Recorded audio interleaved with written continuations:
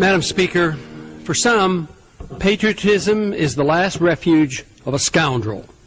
For others, it means dissent against a government's abuse of the people's rights. I've never met a politician in Washington, or any American for that matter, who chose to be called unpatriotic. Nor have I met anyone who did not believe he wholeheartedly supported our troops wherever they may be. What I have heard, all too frequently, from the various individuals is sharp accusations that because their political opponents disagree with them on the need for foreign military entanglements, they were unpatriotic, un-American, evildoers deserving contempt.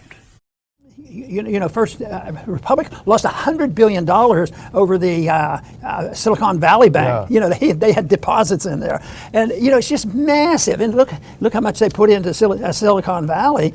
But Jamie Dimon, he's a good money man. I don't know about a businessman, but he's in the middle of that.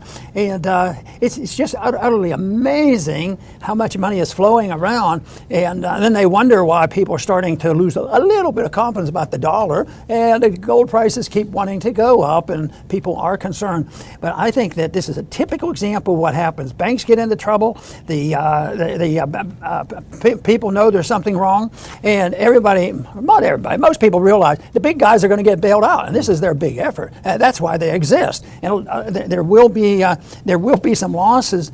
But you know, even in the midst of all this shenanigans, the J.P. Morgan returned $10.6 billion. You know, in the midst of all this deficit, but it's the money they gave them to on one hand, and it makes the paperwork look good. Oh, well, we're clean now. We don't owe the FDIC any money, but except we're going to borrow $50 billion to help pay the bills. So this is to me astounding, but not surprising. That's the way the system was built, and they bail out the big guys, and which means a lot. I mean, it's just not your little local banker that gets the bailout. They usually don't, but they bail out the big guys. I got to thinking, they get the money, they get the bailouts, eventually they'll get hit. And some of them do. But the people who pay for this are the people who will suffer the consequence of printing all this money out. They don't have any money in that bank. You know, there's no money there. So, you know, with a printing press, you know, this also gets to me a bit because they're balancing the budget and they're working hard to try to cut a little bit of spending and all,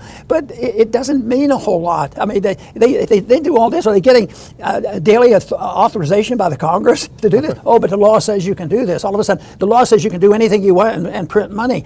But who pays? The little guy.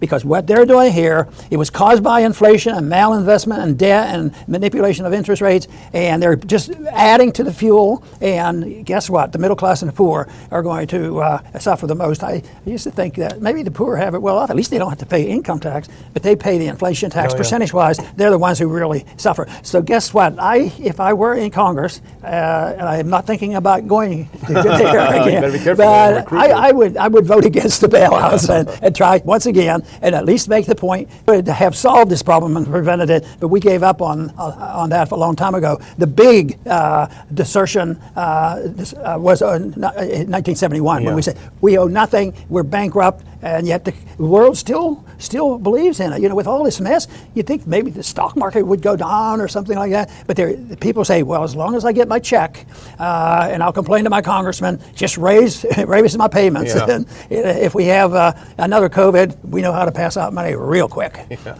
We're still in part of, well, you can go back even before 08, you can go back to 1971, or you can go back to 1913. All this stuff is built into the system. But these recent bankruptcies were very much related to 08, zero rate interest, and then now with interest rates creeping up a little bit, the loans that they have made, you know, they're not viable. And there was one comment, a person that seemed to be knowledgeable, they said, all banks are insoluble, you know, they're insolvent, and they just go on and they do this. And it's going to be the probably commercial property issue that's probably going to bring down a lot of people. Interesting. If we can go to the next one, I put this little slideshow together to tell our viewers how it actually works. Now, this is Reuters, I think a week or so ago. Slovakia hands over all 13 promised MiG fighter jets to Ukraine. I'm sure Slovakia's representative at this roundtable said, we're going to give 13 MiG fighter jets to Ukraine. Sounds great. Thank you, Mr. Slovakia. That's what Volander says. And then let's look at the next one. This is from a pro-Ukraine Twitter account. Slovakia announced it would send 13 MiG-29 fighter jets to Ukraine in the coming weeks, joining fellow NATO member Poland. Now here's the important part, Dr. Paul. Slovakia's MiG-29s were retired last summer, and most are not operational. Right? So do the next one. This is on the same line. Poland and Slovakia donated broken fighter jets to Ukraine armed forces. Poland and Slovakia handed over to Ukraine used MiG-29 fighters, which are unable to take off. That's called you've just donated some targets, not some fighting jets. So what is it all about? Well, I would say, Dr. Paul, this is a huge money laundering operation and a massive grift on the part of these nations that are participating on the backs of Ukraine and with the blood of Ukrainian soldiers. And why do I say that? Let's go to the next one. Michael Tracy, who we know well and who does great work, he makes a great point. Why Slovakia? What are they doing it for? Slovakia will receive unspecified arms from the United States worth $745 million in exchange for giving its MiG-29 fleet to Ukraine, Defense Minister Yaroslav Nod said. Duda, he's the head of Poland, said Poland's Air Force would replace its planes it gives to Ukraine with American-made F-35. So I would say, Dr. Paul, in these 4 slides, I'm demonstrating this massive grift. They send junky planes that can't even take off, and the U.S. hands over $500 million. Well, this is insane. A couple things. They may not be too smart. Or they might have a strategy which they don't want, a victory on either side. Yeah. And this activity goes on and on. And but you could understand. Let's just assume they're making an effort, but not too smart. And then you wonder why NATO's not winning the war. Yeah. Somebody's winning some contracts and somebody's making some money. But as far as conquering Ukraine and kicking Russia out of their old homeland. Yeah. What I see this is all about optics and politics rather than war fighting, because I'm not a military expert, but I study this very closely. And the way you win wars is you have coordination, you have a multifaceted approach. You don't have a bunch of people sitting around an auction table. Okay, I'll give a couple hand grenades. Okay, I'll throw this bullet. I mean, the whole idea, these things aren't interoperable. This is not the way that you win wars, and everyone who has any sense, even an amateur like me, knows this. So what it seems like to me, Dr. Paul, is this is unbelievably cynical. They're using Ukraine's blood to fight against Russia, and they just don't care if the last Ukrainian dies. The original American patriots were those individuals brave enough to resist with force the oppressive power of King George. I accept the definition of patriotism as that effort to resist oppressive state power. The true patriot is motivated by a sense of responsibility and out of self-interest for himself, his family, and the future of his country to resist government abuse of power. Russian pilots and American pilots were in non-lethal, non-weapon firing, sort of maneuvering, almost dogfight-like movements over Syria.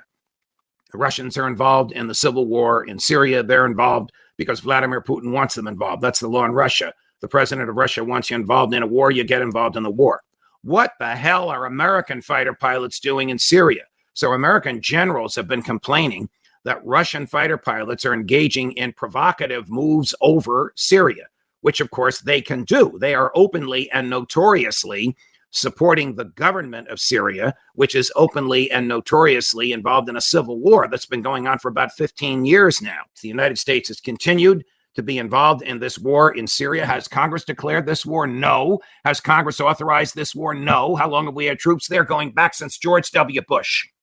I'm not in favor of Russian planes jet fighters engaging in provocative movements with American jet fighters, but I'm not in favor, and I'm going to guess most of you are not in favor, of American jet fighters being in Syria and engaging in these provocative moves with the Russian jet fighters. Why are they there? Because America wants to build empire. That's why they're there. My column at judgesnap.com last week was entitled, "We Are Fighting Putin for Empire." And it's on his borders. You can't blame him. We want influence everywhere, all over the world. On Friday afternoon, a federal judge outside of Chicago put a hold on the Illinois weapons ban, saying, I haven't made up my mind yet, but it appears that the plaintiffs, who are owners and operators of gun shops and shooting ranges and teaching facilities, teaching people how to use guns safely, will lose a lot of business because you have unconstitutionally interfered with that business. So I'm going to put a hold on the assault weapons ban in Illinois, hallelujah, until after we hold the trial. Quite surprising for the state of Illinois, but right under the law. He rejects the notion that patriotism means obedience to the state. Resistance need not be violent, but the civil disobedience that might be required involves confrontation with the state and invites possible imprisonment. Peaceful, nonviolent revolutions against tyranny have been every bit as successful as those involving military confrontation. Mahatma Gandhi and Dr. Martin Luther King, Jr. achieved great political successes by practicing nonviolence, yet they themselves suffered physically at the hands of the state. The Kremlin said Thursday that it would welcome any steps towards a settlement to the war in Ukraine following the call between Zelensky and the Chinese President Xi Jinping. We are ready to welcome anything that can help bring an end to this conflict in Ukraine closer and actually also help Russia achieve its goals. We are ready to welcome that, the Kremlin spokesperson Dmitry Peskov said to the Russian news agency TASS. Forces are simulating defending Taiwan from a Chinese invasion. This war game doesn't involve any members of Congress. It's the U.S. Army Special Operations Command simulated defending Taiwan from a Chinese invasion in the latest example of the U.S. military preparing for a direct war with China. And so, we see this again and again. And then just two more quick stories here before we wrap up. U.S. reaffirms it will go to war with the Philippines if its boats come under attack in the South China Sea. This is just absurd. But the U.S. and Philippines have a mutual defense treaty, and the Philippines claims areas of the South China Sea that are also claimed by China. And this could easily propel the U.S. into a war with Beijing if Taiwan doesn't cause it first.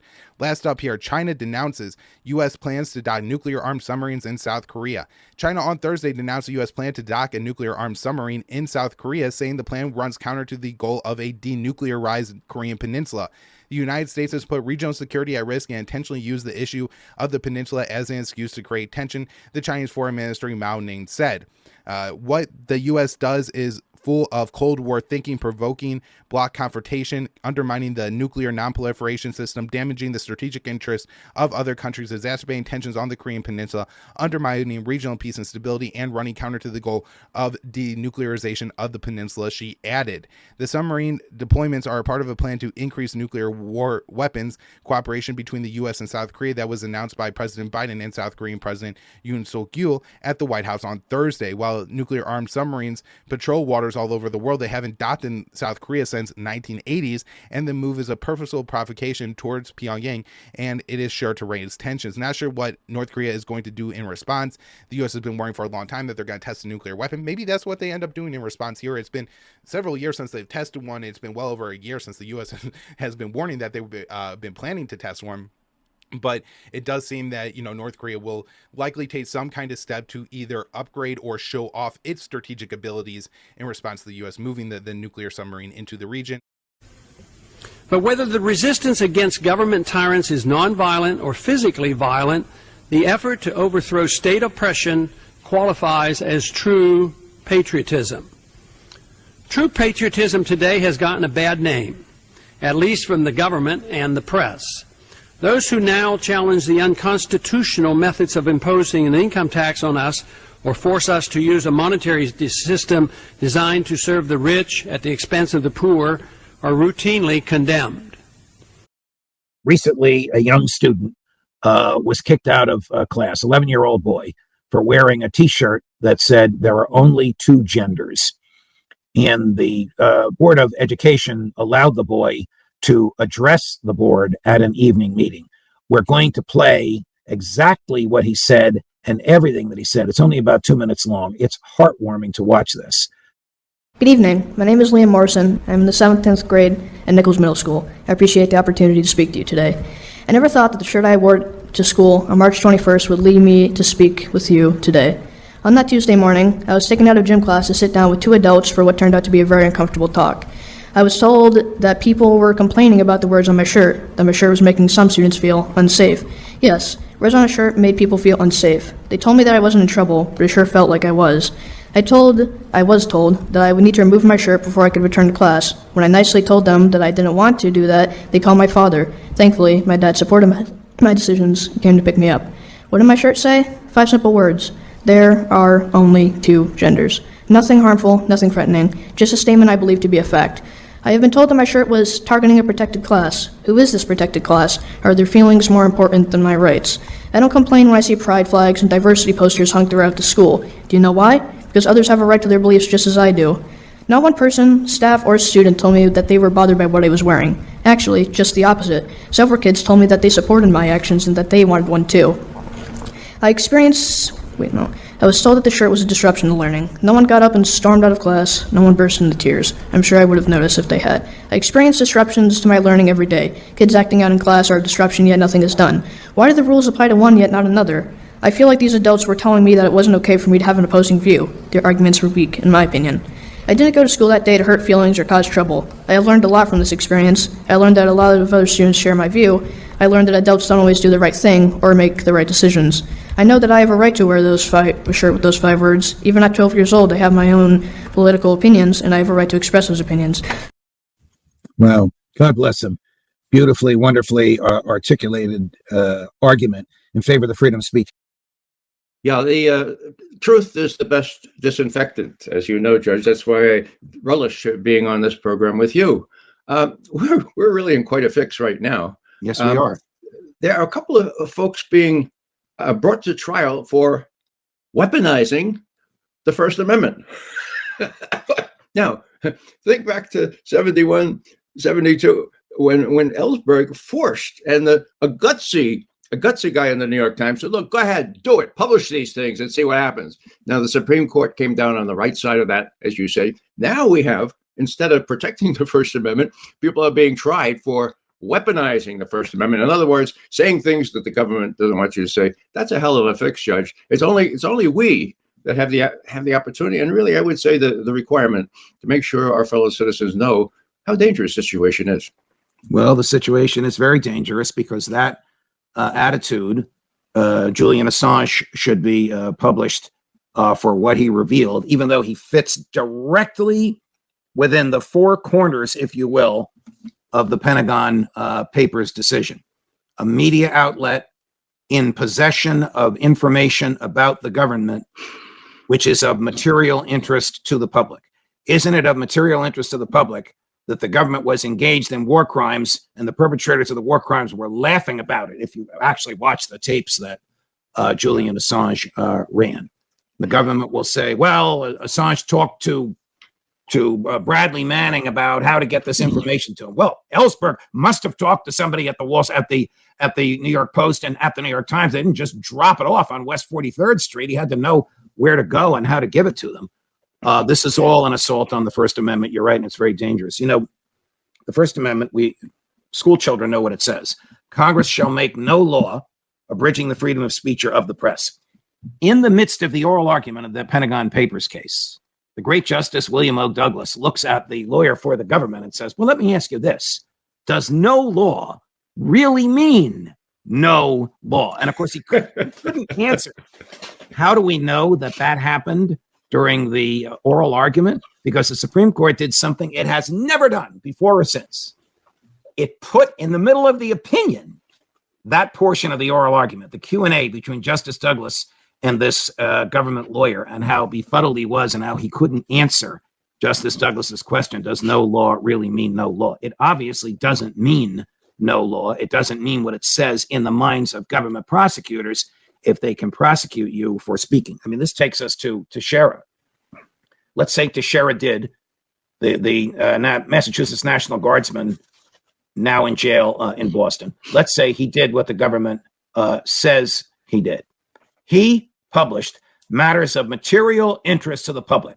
The government has been killing people and lying to you about it, and the government itself believes it's a futile cause. The Ukrainians are going to lose. That's the takeaway from these documents. Why isn't he protected? Why should he have to work for the New York Times or the Washington Post? He published them on his own. This is an era of self-publishing. I would argue the Pentagon Papers protections should extend to him. What do the Russians have now that we don't have? They have incredibly fast hypersonic missiles mounted on submarines patrolling in the Atlantic and the Pacific. You don't hear about this, but these are capabilities that outmatch U.S. capabilities. It's really interesting that Cavoli, who was interested mostly in Europe, is talking about underwater capability. But they know not only do Russian conventional forces outmatch those of NATO in Europe, but hear this, Russian strategic forces built up for the last 10 years outmatch U.S. strategic forces, particularly in the singularly important category of hypersonic missiles that cannot be defended against in any way, shape, or form. These American patriots are sadly looked down upon by many. They are never praised as champions of liberty as Gandhi and Martin Luther King have been. Liberals who withhold their taxes as a protest against war are vilified as well, especially by conservative statists. Unquestioned loyalty to the state is especially demanded in times of war. Lack of support for a war policy is said to be unpatriotic.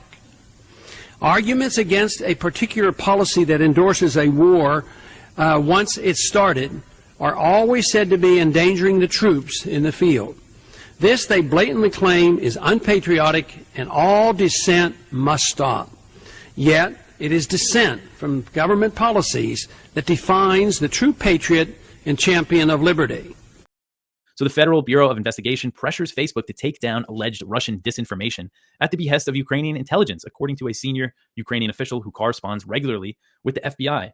The same official said that Ukrainian authorities define disinformation broadly, flagging many social media accounts and posts that he suggested may simply contradict the Ukrainian government's narrative. So this guy, just thought this wasn't a big deal, so he could just talk to a journalist about it. And his name is Ila Vitiuk. He's the head of the Department of Cyber Information Security in the Security Service of Ukraine. So he said, quote, once we have a trace or evidence of disinformation campaigns via Facebook or other resources that are from the US, we pass this information to the FBI along with writing directly to Facebook. We ask FBI for support to help us with Meta, to help us with others, and sometimes we get good results with that. We say, okay, this was the person who was probably Russia's influence, end quote. So now this quote is really something, how he says, how they define what is Russian, so-called disinformation. So he says, quote, when people ask me, how do you differentiate whether it is fake or true? Indeed, it is very difficult in such an informational flow. I say everything that is against our country, consider it a fake, even if it's not. Right now, for our victory, it is important to have that kind of understanding, not to be fooled, end quote. So saying it, and that's the way a state treats wartime. They do everything, for victory, and they crack down on dissent and information. And so this is Ukraine, doing that with the FBI, and the FBI is working with them and helping them on censor things that Americans see on Facebook.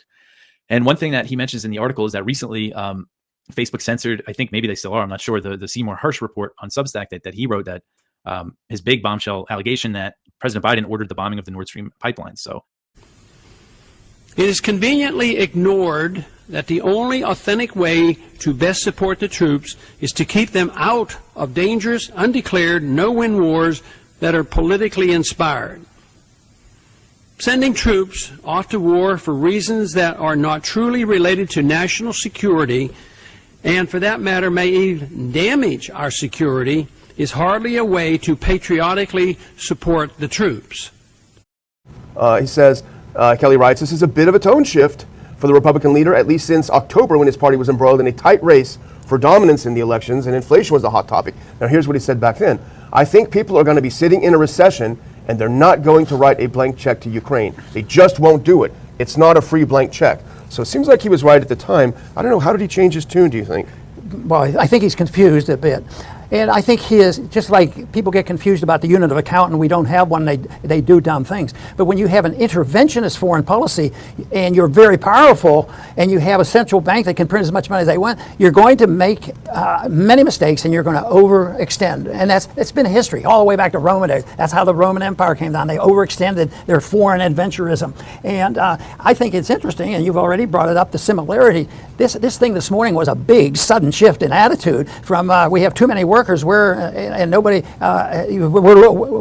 we don't have enough workers when we're looking for them. And all of a sudden now there's a shortage of workers. And it happens so fast. But I think intervention that leads to this, and I think that when you get politicians in it, even the foreign policy is up and down and it's not said, we're non-interventionists and we're not good. People say it, but we're not going to go and we're not going to tell other people what to do. And I think what happens is the leadership who might be talking about policy, and they have to say one thing over here and one thing over here. That's one thing that made me very comfortable, and I didn't have to keep notes. What did I say to that group? Yeah, exactly. What did I say to this group? What did I promise them? And you know what? I think people people want the truth, even if the truth is a little harsh. It's a rough situation, and I think the number one cause of this instability is the fact that we're working worldwide like we never have before with a international reserve standard, and there's no definition to it, no definition to the money. So you can't build a sound economy if there's no definition of the unit of account. So all these measurements, are fake. They fake the interest rates, and that misleads people. So it's been a gross distortion. So I'm not a bit surprised that all of a sudden unemployment rates are 2.3 or 3%, and then all of a sudden they start skyrocketing and people panic because there's a lot of deception out there. And did you know, Daniel, that governments will deceive the people? And sometimes they even deceive the people on foreign policy. Who are the true patriots? Those who conform or those who protest against wars without purpose? How can it be said that blind support for a war, no matter how misdirected the policy, is the duty of a patriot? Randolph Bourne said that, quote, war is the health of the state, close quote. With war, he argued, the state thrives. Those who believe in the powerful state see war as an opportunity. Those who mistrust the people and the market for solving problems have no trouble promoting a war psychology to justify the expansive role of the state.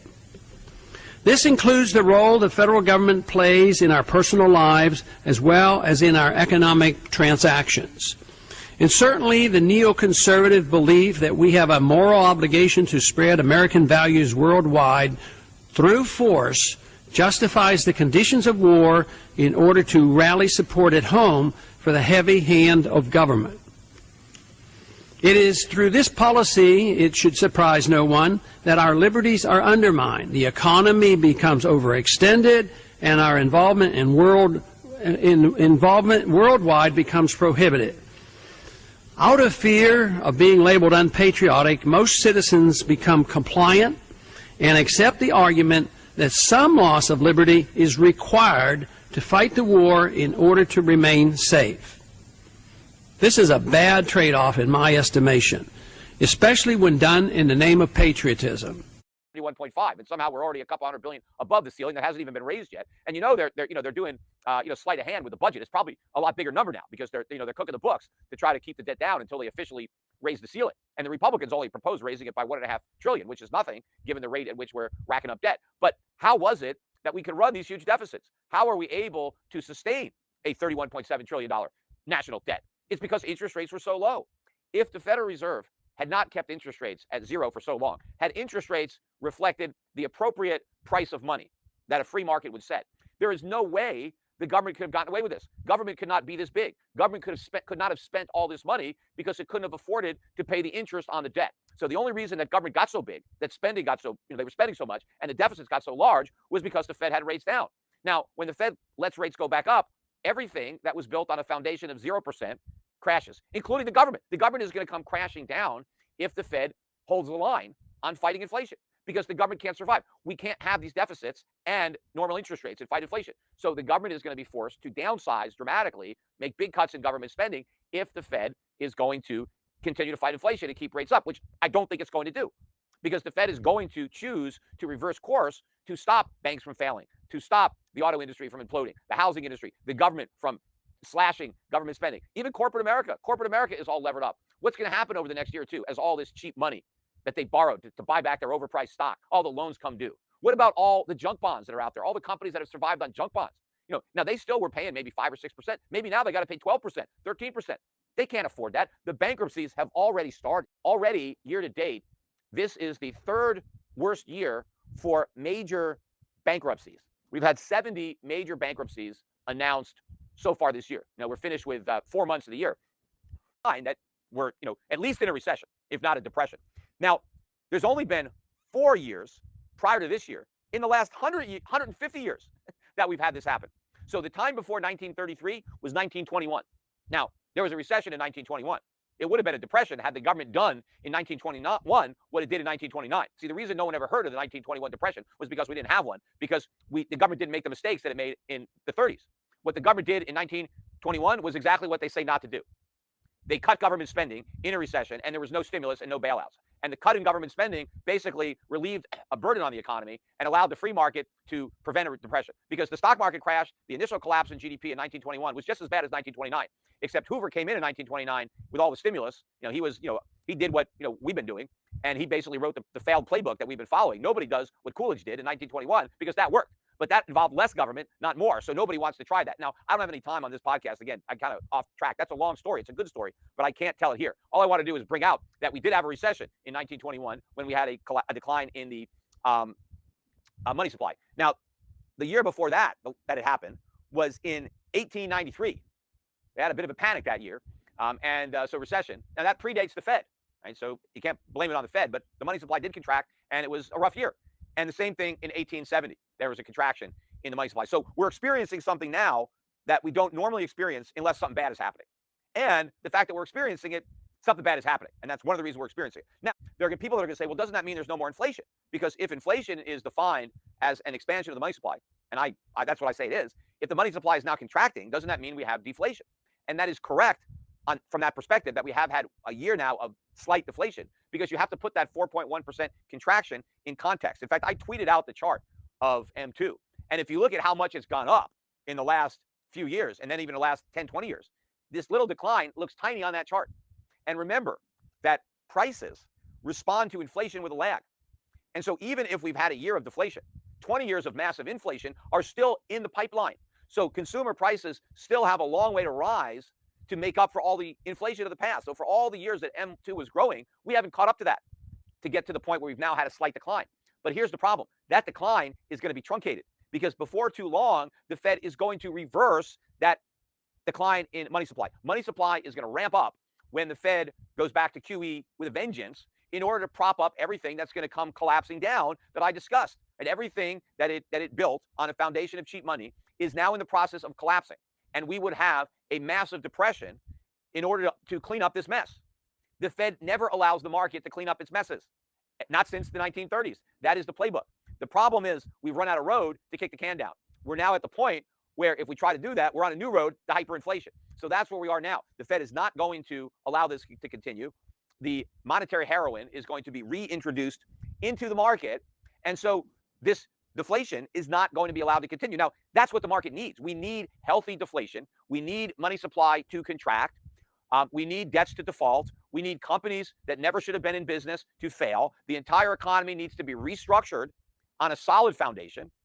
We need to get rid of all these imbalances that have been created by the Fed. I mean, think about it. Loans are supposed to be a function of savings. You're supposed to borrow the money that other people are not spending. That's where savings come from, under consumption. That's what finances capital investment. We haven't done that. We've been financing everything with inflation. We've just been printing money and loaning that out and spending that. But inflation is not a substitute for legitimate savings. And a lot of these investments that have been financed through inflation are unsustainable in the long run. If they're financed properly out of savings and our consumption, then they are sustainable and they can continue. But what we have now is a massive credit bubble that the Fed inflated, and now the air is coming out because rates have gone up, and the Fed is saying it's going to continue to hike rates, and so this whole thing is going to implode until they cry uncle and reverse course. Loyalty to the state and to autocratic leaders is substituted for true patriotism. That is, a willingness to challenge the state and defend the country, the people, and the culture.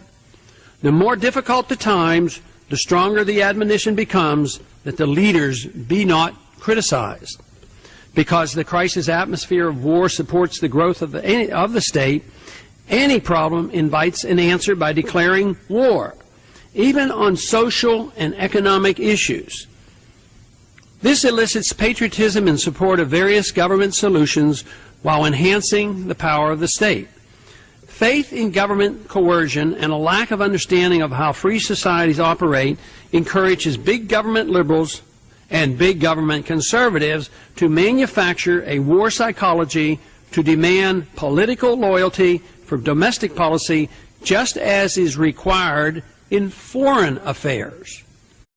Three guys gave the president the middle finger of France, 15,000 euro fine and a year in jail. Hey, you can't tell the president to go fuck off. Oh, you can't even say that. You can't even give. And by the way, who decided which fingers is a bad finger? Why, in the transgender finger world, they all mean the same. Democracy. It just keeps going on. Here, the U.S. Democracy. Billionaires back Biden. That's one of the stories in this week's Trends Journal. Billionaires, you got no money? Get the fuck out of here. Who the fuck are you to run for anything? Shut your goddamn mouth. The rich own everything, and we'll tell you what to do. And get back to work in Slavelandia. Democracy. DUHMOCKRACY. Look at the fucking freaks running the show. And another one. IRS on hiring spree. Must be willing to shoot and kill. Isn't that nice? The long-term cost in dollars spent and liberties lost is neglected as immediate needs are emphasized. It is for this reason that we have multiple perpetual wars going on simultaneously. Thus, the war on drugs, the war against gun ownership, the war against poverty, the war against illiteracy, the war against terrorism, as well as our foreign military entanglements are endless. All this effort promotes the growth of statism at the expense of liberty. A government designed for a free society should do the opposite, prevent the growth of statism and preserve liberty. Of this book and your efforts are coming at such an opportune moment, because I think the COVID thing, of course, well, let's get into that. Actually, let me let you guys answer that. Corey, in particular, what specifically was it about the COVID response that has yielded this particular auspicious moment for, let's say, school reformers? Yeah, look, the school closures hurt kids in a lot of ways, mentally, academically, physically, but there was a silver lining. And for this, we should really thank Randy Weingarten and the teachers unions for overplaying their hand and awakening a sleeping giant, parents who just want more of a say in their kids' education. What happened was families who thought that their kids were in great public schools, maybe their kid was in an A-rated school by the state, or maybe their kids were coming home with high ranks on their standardized math and reading scores. These same parents started to see another dimension of school quality that I would say is much more important than anything that could be captured by a standardized test, which is whether the school's curriculum aligned with the family's values. Schooling is an extension of parenting, and parents started to see that their kids were being raised by their enemies, people that did not like them, and that's more likely to mobilize parents for change than anything else. So we should really give Randy Weingarten an award for being the unintentional school choice champion of the past 3 years award. And since then, we've been going gangbusters in the states. 6 states, at least, in the past 2 years have gone all in on school choice, including Connor State of Utah. Well, and speaking of my state, given that that's my experience, we had been trying to do school choice stuff for several years. Utah was actually a leader on school choice about 15 years ago, passing a voucher law, and the teachers union spent about $2 million to overturn it via a referendum. So for a decade plus, legislators in my state didn't want to touch school choice because they felt like, oh, the people have spoken, and oh, the teachers union hates it. And so then COVID happens, everything changes, polling numbers go through the roof for parents who now support it for the reasons Corey mentioned, and we were able to pass a comprehensive universal program to allow parents to send their children to education alternatives. So COVID was horrible in so many ways, but there are massive silver linings on that dark cloud, and the widespread increase in support for education freedom is certainly one of them. Huge waves of administrators that are being hired for who knows what, and it doesn't trickle down to academic proficiency. If you look at the school districts that spend the most money, they're often the worst off, right? So there's no correlation, or certainly not causation, between the amount of money we're throwing at the system and how the kids are actually doing. And what happens is these teachers unions are turning the kids into political props. The school industry has become a jobs program for adults in the name of serving kids, but in this kind of like abstract sense, not in any kind of actual sense, for reasons, as you point out, that we're not seeing the test scores. Not that standardized tests are like the perfect way to assess the quality of someone's education, but they're a useful metric, and even those are declining. Compare America to the top 10 economic powerhouses across the world. We're at the bottom for educational attainment. And so you have to ask yourself, like, it's that colloquial definition of insanity, right? To keep doing the same thing over and over and expect different results. And so if we want different results, if we want improved education and not having the system pump out all these ignoramuses who become voters, we have to do something differently. And that's why Corey and I are so passionate about exposing the system to some competitive forces, because not only will that allow some kids to leave who need and want to leave, but it will apply enough pressure to the system so that it will feel the need to improve. And some of it can be this type of critique that, yeah, they know what magma is, but they don't know how to do their taxes. They don't know how to start a business. They don't know how to figure out what niche they should be in. All these basic things that you would think, especially in the internet age, they would be trained in. They get none of that at all. They get a lot of information they're never going to use again, and that we all know everybody forgets a year later anyway. So we can have that conversation. But there's also the content conversation about the crazy stuff they're being taught, even outside the irrelevant material that they get taught half the time,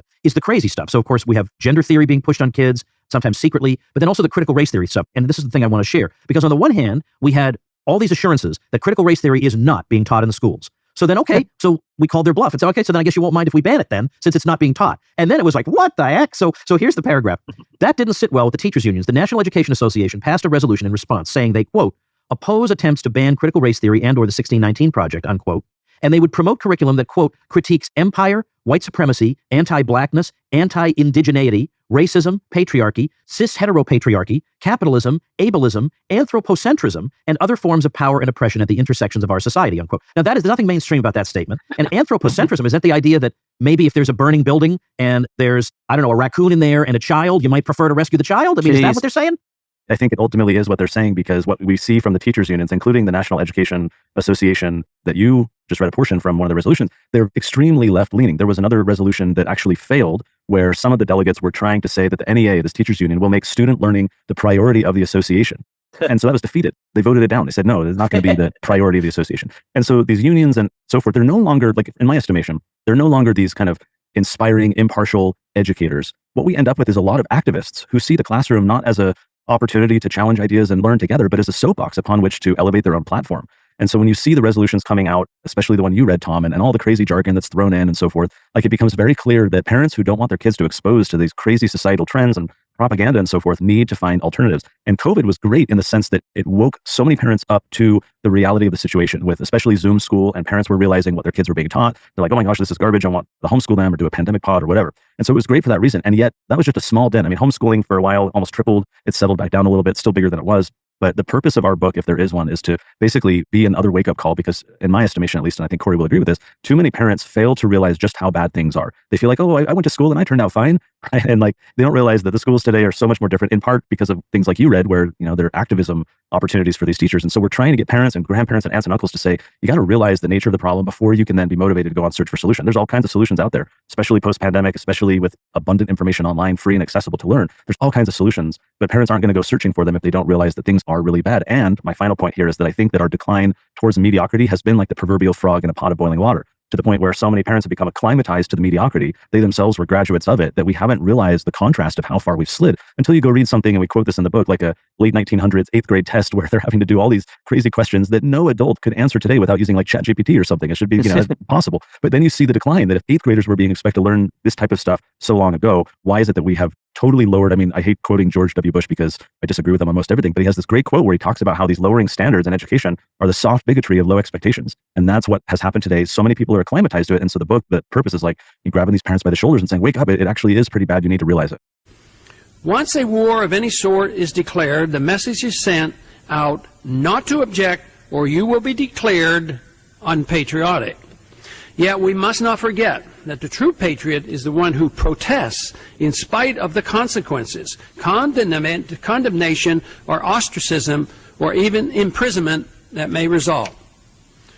Non-violent protesters of the tax code are frequently imprisoned, whether they are protesting the code's unconstitutionality or the war that the tax revenues are funding.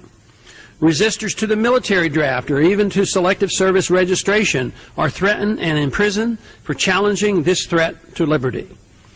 Statism depends on the idea that the government owns us and citizens must obey. Confiscating the fruits of our labor through the income tax is crucial to the health of the state. The draft, or even the mere existence of the selective service, emphasizes that we will march off to war at the state's pleasure. A free society rejects all notions of involuntary servitude, whether by draft or the confiscation of the fruits of our labor through the personal income tax. There is a presidential candidate who, by the way, in a recent poll was at 20%. Kennedy is polling at 20% this early on in the primaries, and he is making an argument, and you decide we will not allow you to hear his argument because we decided it's wrong. Can I tell you something that's wild about that 20% figure? Yeah. I bet if you and I walked around right now and we polled Democrats, the 20% are probably the 20% that are aware of him. Yeah. Yeah. I'm just saying, how many Democratic voters, you'd have to be someone in the loop to even know that he's running. That he's running, and that there's the primaries are starting to heat up and other people have declared. So if he's currently polling at 20%, that actually strikes me as a incredibly, I mean, compare that to Kamala Harris and some of the established people in the what are they, 1%, 2%, 3%? Oh, right 20% now. is probably where Bernie Sanders was before he dropped out. Oh, yeah. There's Nikki Haley or someone like that right now is at 1%. Like, these people have nothing. 20% actually sounds like a shockingly high number. Like he's in this. Yeah. Like he's in this rate. Now, okay, that's just one poll. We don't know exactly where this is going to go. It's very early on. They're very hard to predict. But just for like perspective, he is certainly polling better than at this point in the cycle Barack Obama was in 2008. Certainly, you know. That's really something. But to say he is not allowed to make his argument to you. He's not allowed to tell you, no, we decided it's wrong, and so you can't hear it. We'll just tell you that he said wrong stuff. we're just going to tell you he lied to us. That is dirty, man. Like, that's a new line than even anything I've seen before. I've never seen on the news, on the TV, them just go, here's our interview with the presidential candidate. By the way, you're not allowed to hear this portion of it because all the authorities say it's wrong. Which clearly means that lady lost. And he Yes. made some very compelling points, which, that's a scary level of censorship with, hey, this is the guy that's running. Here's the opinion that he wants to get out to the voters, so the voters can make a decision about that information. We're not going to let you have that information. Well, and like, as you just kind of got to, but like, yes, you're right. It clearly shows she didn't do good. But then you're like, no, reporter lady, then it's your job to own him in that Right. moment. Like, if he says something that's so wrong, then you should just be right on top of it because you know all the details of this, right? If you know that it's wrong and you know the data proves that millions of people's lives were saved by the vaccine, then you better be prepared to just know so much more than him and win the argument and make him look stupid. And then the voters go, oh yeah, this guy doesn't know his stuff. That's the way this is supposed to work. It's not that you just cut off. Like, for all we know, he just wrecked her in this interview, made her look stupid, and then she goes, we're not airing that part, and I'm just going to tell you he said a bunch of stuff that's wrong, like climate change deniers, like, and the Koch brothers or something like that it should be criminal for them to deny it, some stuff that was really bad. And so he was on with what's her name, Kim Iverson, and he was on with her, and she asked him about climate change, and I was really bracing myself for the response to be very bad, but this is what he said. There's a lot of questions about climate change. And what we've seen around the world is that many of the climate change policies that are enacted by certain countries, like the Netherlands or in Sri Lanka, we see that it crushes the small farmers, that they cannot keep up with the big farms. They don't have enough land in order to do some of the more natural ways to fertilize the land. And so some of these policies are really crushing the small farms. Where do you stand on climate policies that are being enacted right now? There is a difference between environmentalism and climate change.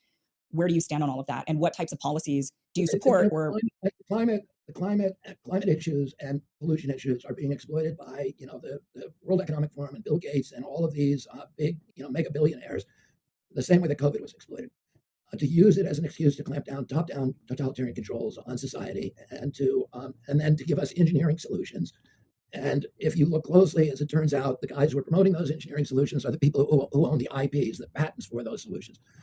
It's a way, it's being used. They've given climate chaos a bad name, because people now see that it's just another crisis that's being used to strip mine the wealth of the poor and to enrich billionaires. And I for 40 years have had the same policy on climate and engineering. You can go check my speeches from the 1980s, and I've said the most important solution for environmental issues, not top-down controls, is free market capitalism. Isn't that pretty incredible? Like, I'm just saying, I did not expect something like that to come out of Robert F. Kennedy Jr.'s mouth. And I like him on a lot of other issues, but he's a Democrat, he's a Kennedy. He's not going to say that in a true free market, you can only get rich by making everybody else rich too. And that actually the solution to climate change is free market capitalism. Like, that's the type of stuff that'll give guys like me and you boners. Even though leftists, I guess, have so much fear for corporations, they can't see that government's actually the tool of the corporations. Right. They can't see it. And so when you actually have people on the left who are willing to, expose this storyline, this is the most important education for people to get. Like if there was one thing, it's, hey, we got to defend free speech. If it was the next thing, it's, hey, corporations are lying to you about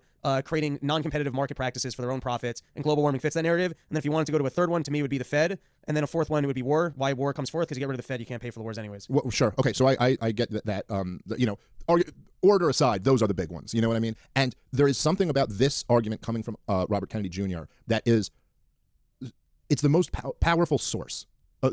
There's something where no matter how much me and you argue about this, we're still like, yeah, but you're those libertarians. Like that's what you would say, Like in the same way that this is why Ron Paul being against the wars was so powerful. Because if some hippie who's smoking weed in a commune is like, we shouldn't fight war, man. We should all just get along and have peace. It's just like, yeah, but that's what you would say. You know what I mean? Right. And it's not, whereas when there's Texas Republican, the most personally conservative person who's like, I've been married to my wife for 53 years and we have 7 kids and I'm a country doctor and I'm telling you I'm completely against the wars. It kind of has this it's a very powerful thing. It lets you know that as Scott Horton always said, if you like your identity, you can keep it.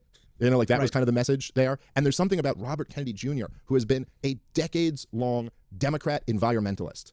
For him to put this message out there, that this whole climate change thing is a scheme. This is a UN, Davos, Klaus Schwab scheme to rob from regular people for them. This is a power grab. That is so important, man, if he can get that message out there. And I wonder, I never know, with politicians, even though he's not exactly a career politician, but he's from a political family and he's running for president, I'm always a little bit skeptical. It's he says there, I've been on record since the 80s saying this. I don't know if that's true. Maybe he's telling the truth. I don't know. But I'm always a little bit skeptical of is this just look, if your whole campaign is running against the whole COVID thing, you can't really be on the side of Davos when it comes to climate change. You kind of have to be against that's your lane that you're filling. But maybe it is possible that he's just really woken up to this shit and how fucked up the whole thing is. And then if that's the case, man, he could, when you say this is the most important thing to educate people on, that's right. And he could be the guy to do it on such a huge level where it's no, this doesn't have to be a This doesn't have to be like, oh, you care about the environment and therefore you have to be on board with this. It's like, no, we can all care about the environment and still recognize that this is all a scam. Like they're stealing from you. And that's kind of like the, what is the heart of his campaign, which is really true. I mean, I don't completely agree with him when he says we don't have free market capitalism, we have crony capitalism. It's like, that's right. And when he says we have socialism for the rich, that's right. When he says we have a barbaric capitalism for the poor, that's not exactly true. I mean, there is socialism for the poor in this country. It sucks, but socialism tends to suck. Like it's not like anyone in the Soviet Union fucking was like, this is such a great safety net we have here. Right. Like, yeah, it sucks for the poor. That's what it is. But it's more that like there's like cushy socialism for the rich, lousy socialism for the poor, and feudalism for the rest of us. Where it's not capitalism, it's not just like it almost makes it sound like it's like, oh, okay, so we have like safety nets for the rich and the poor, but everybody else in the middle, it's just, you eat what you kill. That'd be one thing. But it's actually like, no, you have to pay for the socialism of the poor and the rich. It's a feudalist system where like basically you can work the land, but it's owned by the billionaires, Like you can fucking buy a house, but it's owned by the bank. And then it's owned by your state government because you don't pay those fucking property taxes, they take it. So that's not really you owning shit, is it? A more sophisticated and less well-known technique for enhancing the state is the manipulation and transfer of wealth through the fiat monetary system operated by the secretive Federal Reserve. Protesters against this unconstitutional system of paper money are considered unpatriotic criminals and at times are imprisoned for their beliefs. The fact that according to the Constitution, only gold and silver are legal tender and paper money is outlawed matters little.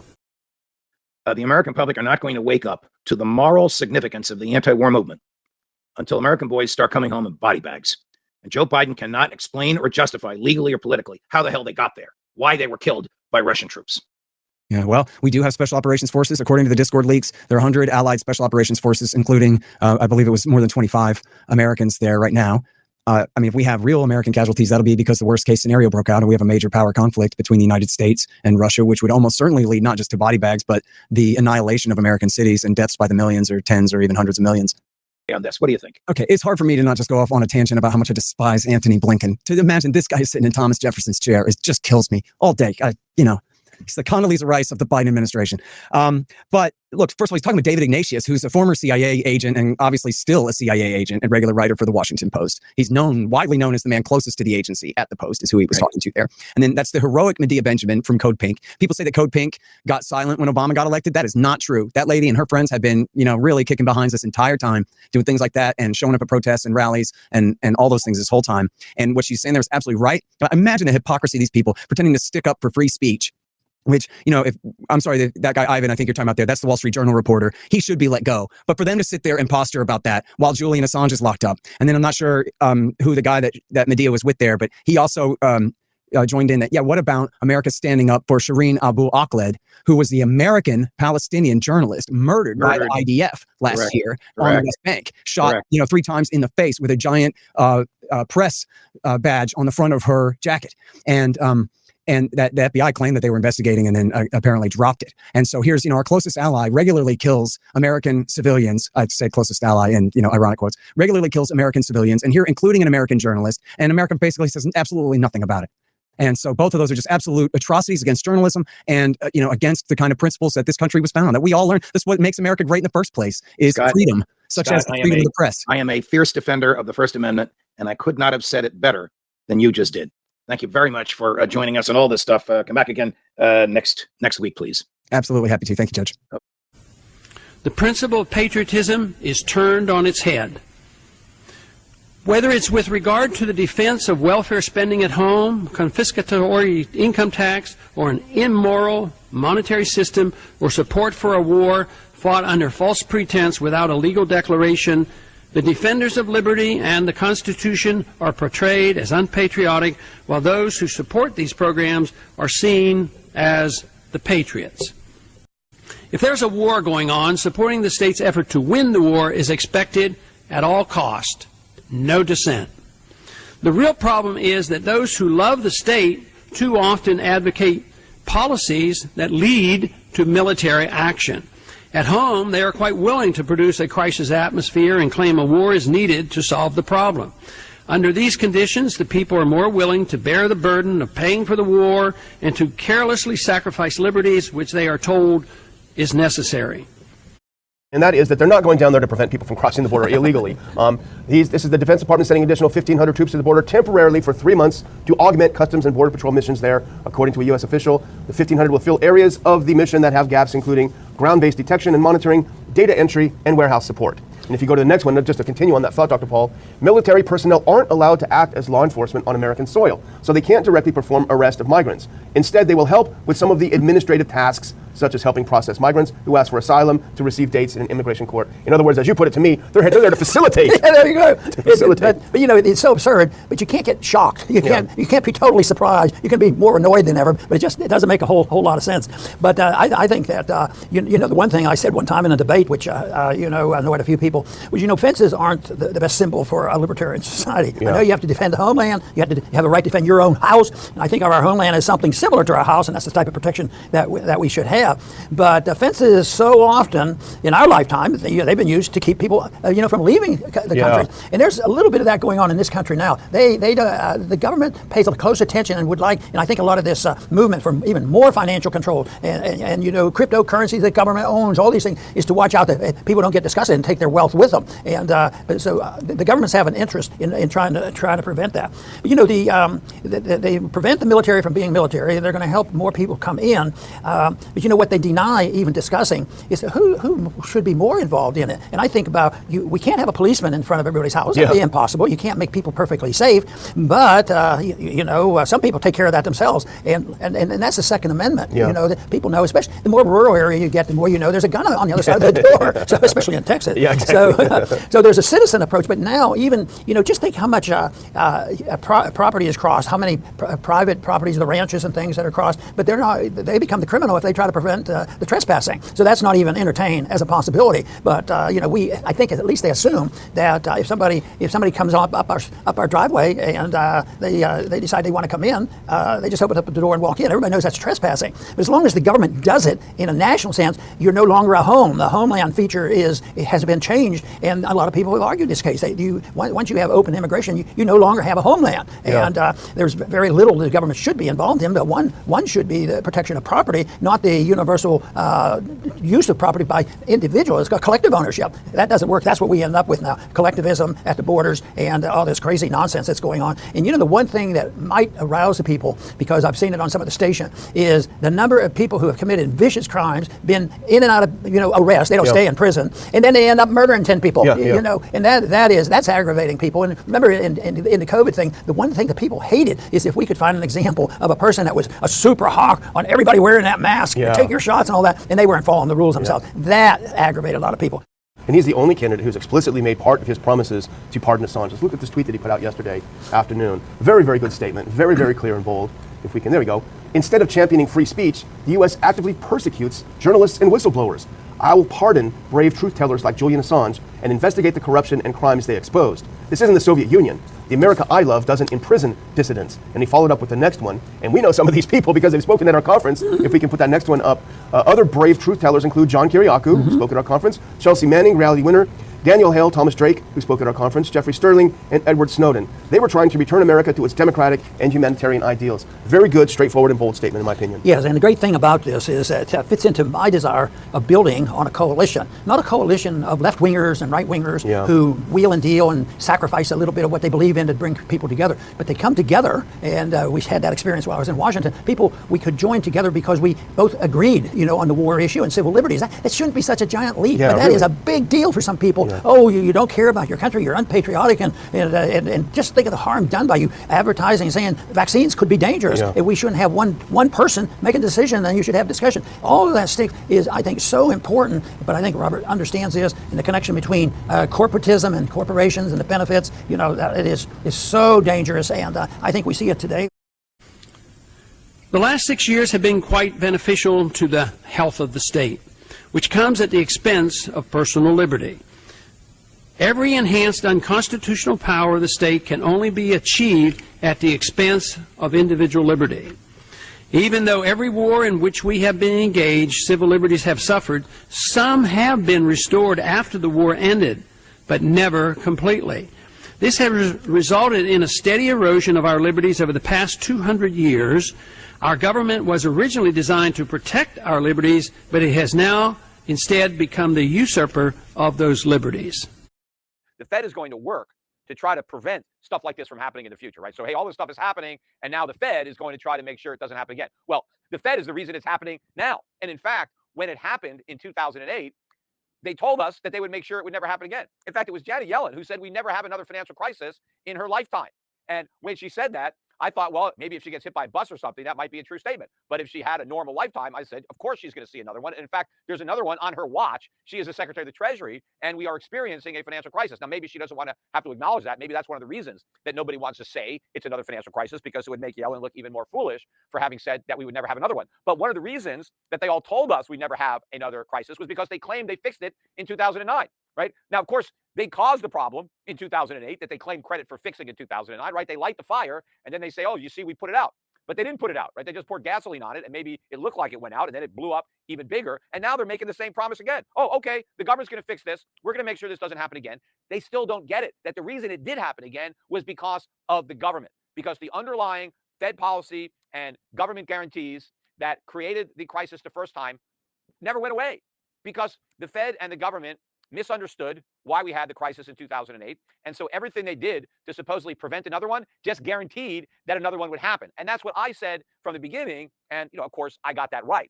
Anyway, so then Powell again said that they want to make, or the Fed wants to make sure that the strong, resilient banking system, that's how he described it, but he wants to make sure that it's even stronger and more resilient. Well, again, I already said this. If the Fed wants the banks to be stronger and more resilient, the government's got to get out. The Fed's got to get out. We got to have normal interest rates. We can't have government guarantees. Look, why does everybody think that if you open up a bank account, the government should guarantee it? I mean, the government doesn't guarantee anything else. I mean, if you go and you buy a product, the government doesn't warranty it, right? I mean, the company will have its own warranty, but when you go out and you buy a car, it doesn't come with a government guarantee that it's not going to break down. Like when you buy a new cell phone or a television set, there's no government guarantee there. You just take your chances, right? Maybe it'll work, maybe it won't. So, you do your homework, you buy from a reputable company. What's so special about banking? Why is it that I have some kind of right that if I put my money in a bank, the taxpayer's on the hook in case something goes wrong? The whole concept doesn't make any sense. It defies logic. It's got nothing to do with capitalism, completely unconstitutional. Yet nobody questions this. Oh, bank accounts have to be insured. Why? Both of this, which is talking tough about inflation, which hurts the markets, the banks, and the economy, guarantees more inflation. Because ultimately, it doesn't matter what the Feds say now or how tough they want to pretend to be. When it gets right down to it, when everything is imploding the way it was in 2008, the way it was in 2020, we know what the Fed's going to do. It's not going to matter how high inflation is. And in fact, somebody's asked Powell if he would accept 3%. Like, what if you get inflation down to 3% and, things are softening a bit in the labor market? Will you be content to kind of back off at 3 and just hope that the market does the rest for you and that we eventually go down to 2, right? And in a roundabout way, he basically said no. He said, we're not settling for 3. 2 is the number, right? We still want inflation to be 2%. So no, we're not settling for 3%. If we get to 3%, we're going to keep on fighting. If we have to hike rates to get from 3 to 2, we're going to hike rates, even if the economy is softer, even if we're in a mild recession. Now, again, we may be in a protracted, anything but mild recession. We may be in a depression, right? Unemployment can go way up and inflation can still be way above 3%. And again, what about getting the average, right? I mentioned this on my last podcast. If Powell is admitting that it's going to take a long time for inflation to get back down to 2%. How many years is that, by the way? And then how many years of sub 2%? How many years of 1% inflation or 0.5% inflation will we need to get that average down to 2%? Of course, that's never going to happen, right? They already tossed that policy in the trash can without ever bringing it up again. They're just hoping everybody forgets about that, right? That, I didn't forget about it. I'm reminding them. But they're hoping the world forgets that they ever introduced the concept of inflation averaging, because they're never going to try to do that. I mean, they're not going to try to average 2% inflation. They know that's never going to happen at this point. The average is going to be way above 2%. Just like people are taking their money out of the bank before they fail, why take a chance? Why leave your money in the dollar? Why take that chance? Why keep your money in any fiat currency when you have gold or silver? Why take the chance of runaway inflation? And why not put your money into solid foreign stocks that pay good dividends? Own real things that will maintain their value, that when the government destroys the value of the currency, this stuff is still there.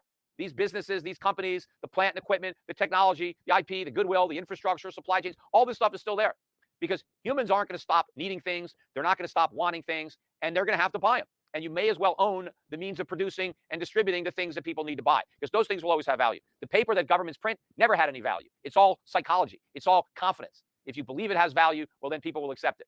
But confidence could be lost a lot quicker then it's gain. Just like people are losing confidence in the banks very quickly, soon they're going to lose confidence in the currencies that they have on deposit in those banks. And again, then it won't matter which bank your money is at. In fact, it won't even matter where your money is. You can take it out of the bank and stuff it under your mattress, and it's still at risk because inflation destroys dollars no matter where they are. And the only way to escape that is to get rid of the dollar. We currently live in the most difficult of times for guarding against an expanding central government with a steady erosion of our freedoms. We are continually being reminded that 9/11 has changed everything. Unfortunately, the policy that needed most to be changed, that is, our policy of foreign interventionism, has only been expanded. There is no pretense any longer that a policy of humility in foreign affairs without being the world's policeman and engaging in nation building is worthy of consideration. We now live in a post-9/11 America where our government is going to make us safe no matter what it takes. We're expected to grin and bear it and adjust to every loss of our liberties in the name of patriotism and security. Something else. But that's not a satisfying enough answer for some people. So what is your thinking on this? Yeah, and I definitely understand where people come from about, we'll build the roads because, as I say in my book, roads are everywhere, right? It's what connects us to other people. It's what lets people travel. It's what lets people trade. So I get it. Roads are present. They're everywhere. You're thinking about it all the time. You're on the road. I get it. But the idea that roads is a difficult issue is, as you said, it's not really too difficult. We already have roads. So the question of, who will build the roads is, to me, not the right framing. The roads already are here. We have them abundantly. So the question is just, how is that funded and how is it paid for? And how are future roads or future modes of transport taken care of? And so to me, the road situation moving toward more of a market-based means for funding that, I think, is a wise idea. And I mentioned in there about how the government can shift to certain types of advertising, revenue forms, as well as using paid express lanes and so on to subsidize free lanes with higher paid express lanes and so on and so forth. It's not really all that strange. I mean, this already exists. And again, one of the key things I try to harp on in my book is that when I talk about these things, I'm not talking about making up something that has never been done before. A lot of these things are already just out there. It's not even weird or anything. People do it without even thinking about it. But relying on that as the main instead of the supplementary is the key. And I think that when we start moving in that direction and people begin to envision how that could be done, I think that it's going to make a lot more sense to people in this type of new paradigm of thinking about, okay, roads can be maintained and funded through a variety of ways. You don't necessarily need taxes for that. You can use lottery funding. You can use advertising funding. You can use paid express lanes. And on top of that, when people are interested in new construction, just like there was historically, I do mention this in my book, that when early America, of course, there was private road construction. People used corporations that would build turnpikes and toll roads, and people would have shares in these things. Even if the profits were marginal or very little, just the excitement of having a new way to get around and to get to here and there in other states faster was just exciting. And businesses wanted to invest next, like, hey, we're going to get more traffic, right? If you have a new type of road that's being built that lets more people come to your part of town, that's exciting. It means, hey, more potential customers. So these incentives exist. They've existed for a long time. There's nothing new to them. It's just a matter of reframing what we're thinking about. And as I know too, as well in this, the roads, I think, are even going to become less and less of a thing as we move toward a free market in transportation. For so long, people have wanted to do more aerial things, and the FAA even recently shut down an Uber for planes. We would have had a revolution in private air transport, people sharing small plane, mid-sized plane rides, and they shut that down. And now you're having around the world a new revolution in drone technology with people using drones that are actually autonomous and moving people to and fro, by computer. That is going to revolutionize things too. So it's a matter of saying, hey, there are even better things. You're not even going to care so much about the roads if you just free the market a little bit long enough for people to actually come up with solutions that make the roads seem like riding the horse and buggy. It will seem like antiquated technology compared to what's possible if people are free to innovate. Though the majority of Americans initially welcomed the declared effort to make us safe, and we're willing to sacrifice for the cause, more and more Americans are now becoming concerned about civil liberties being needlessly and dangerously sacrificed. The problem is that the Iraq War continues to drag on, and a real danger of its spreading exists. There's no evidence that a truce will soon be signed in Iraq or in the war on terror or the war on drugs.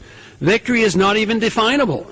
If Congress is incapable of declaring an official war, it's impossible to know when it will end.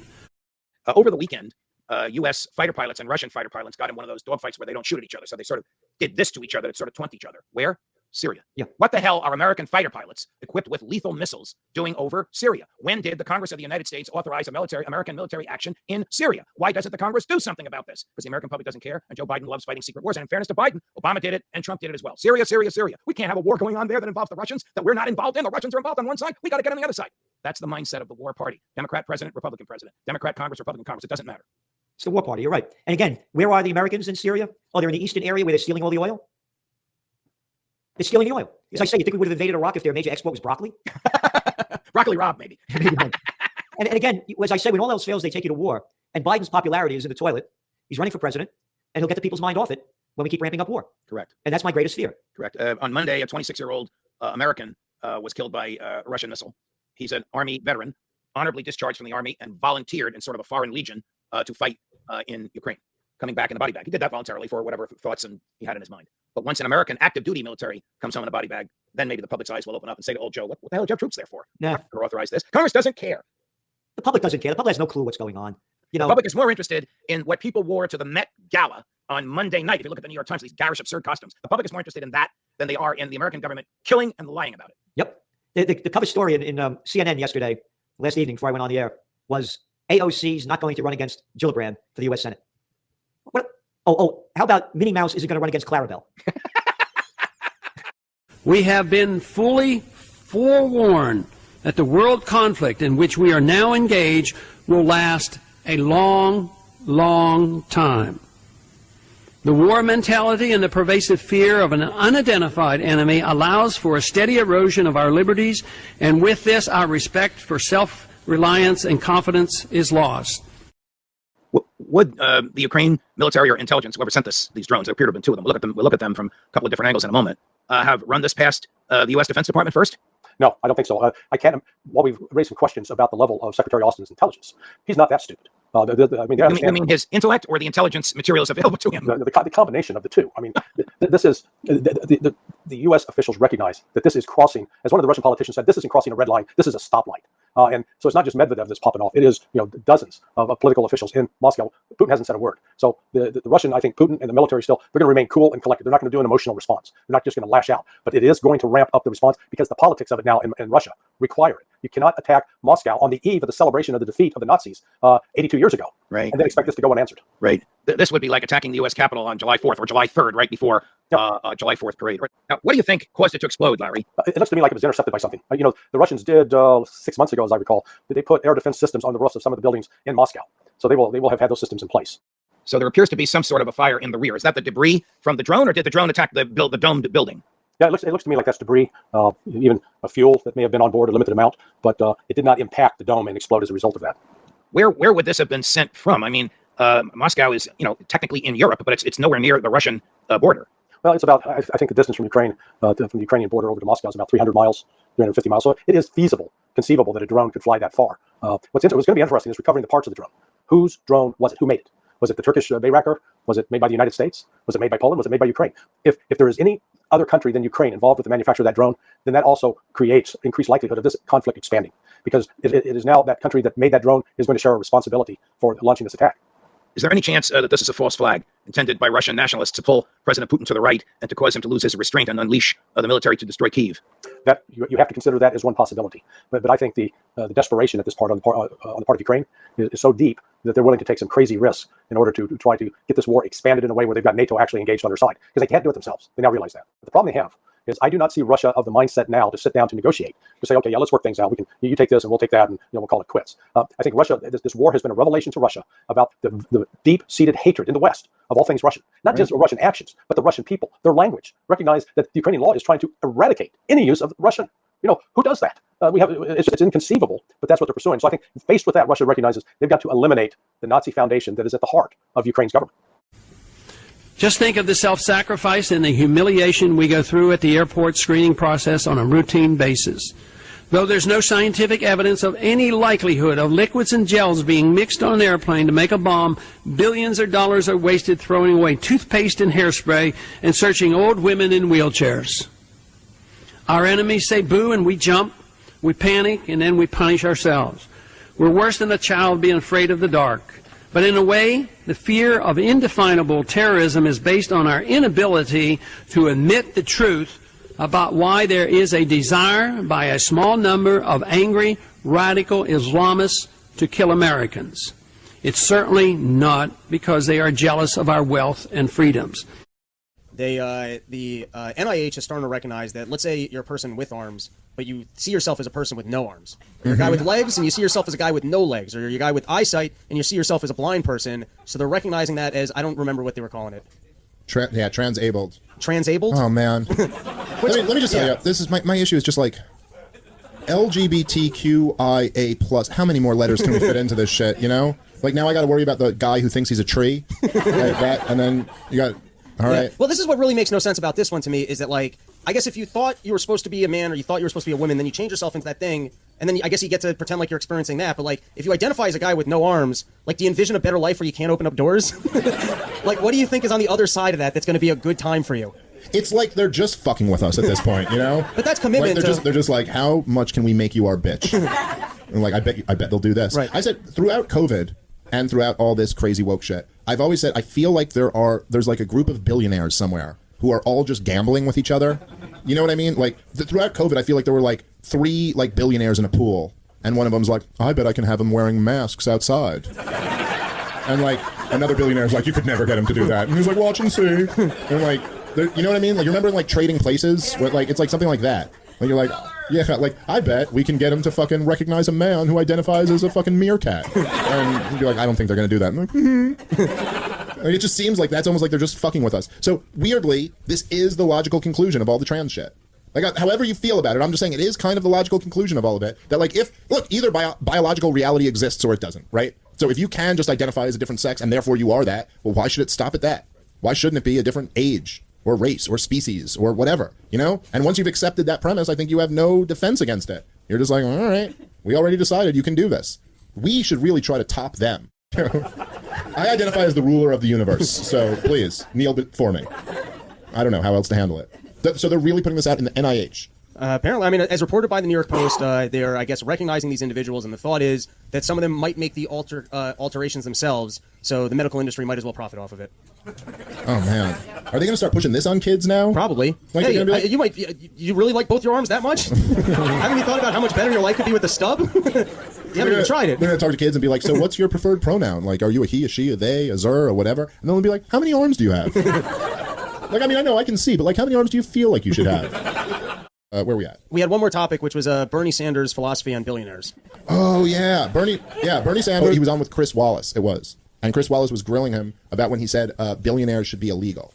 He was saying that, so Bernie Sanders was saying it should be illegal to be a billionaire. And Chris Wallace, what did he say? He was like, oh, so you're saying you could have like $999 million. But if you make another $1 million, then that should all be confiscated by the government or something like that? Yeah. And what was his response? Yes. 999 is enough of millions. After that, it should go to other people. He goes, yeah, he said, I believe what he said, if I'm not getting this wrong, was he said that I think you can get by on $999 million. And it was like, well, yeah. I mean, you could get by on $1 million, you know? But I wrote a book and I already have that amount of money. Right, yeah. Like, so that is a bad metric. You could get by on a lot less than you have, dude. But that's, you know what's funny is that I remember, like, I really agreed with Bernie Sanders when I was 16. Because that's when that made sense to me. And I used to really think when I was like a teenager, on the same intellectual level as Bernie Sanders, was I would think there should be like, I used to think no one should be allowed to have more than $10 million.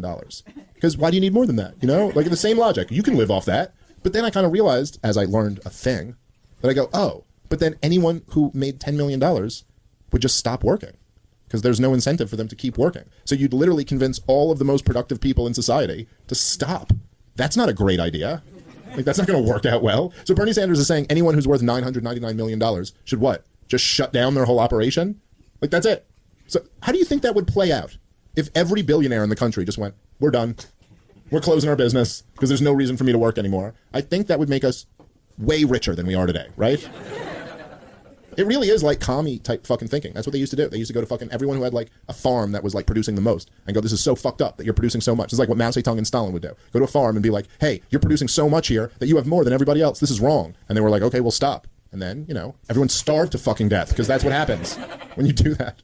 When everybody's talking about a European power getting invaded by their older, bigger brother, why is nobody, I don't know if you have an answer, but it's weird to me that nobody's mentioned that England is still occupying like a sixth of Ireland. This is still occurring as Boris Johnson's you know, not ending that ceasefire. Yeah, he's still 1/6 of the country's under their control. Yeah, I know it's weird that nobody has mentioned that. I don't know why that is kind of what you're going off of with Rogan, but I don't know why no one's mentioned that. I don't know. No, that's an interesting example. That's true. I haven't thought of that either, but that's a good point. I've thought of like, you know, it's funny when they'll be like the beef they have with Russia is that they're like imperialist or something like that, and it's funny to just see like England and France and America on board with that, and you're like, all right. But even that they'll say the thing where they're like, well, we can't just allow a nuclear armed country to conquer and annex their neighbor's land, you know, and you're like, how do you feel about Israel? Which is Oh, what are you, a bunch of Jews in Chicago? Sorry, I didn't realize. Me and Rob bringing the truth to you like that. But look, there's a lot of examples like that. It's funny that they even try to make kind of like the thing. I don't even understand why the test should be annexing your neighbor's land. You know, like that. But that just kind of seems weird to me in itself. Like, okay, I mean, I'm not saying that's good, but I'm saying like, why is that the test? Because that's a lot of times if you're like, well, America's started more wars than Russia has, they'll be like, yeah, but we don't annex the territory. And you're like, okay.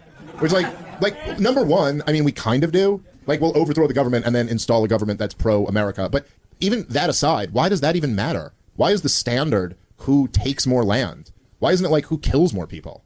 You know? It's like if I, like, imagine like I went to like every house in my neighborhood and just murdered everyone in the house. And then I just went home. And then like someone else went into one house and murdered everyone and took the house. And then I was like, that's really fucked up what he did.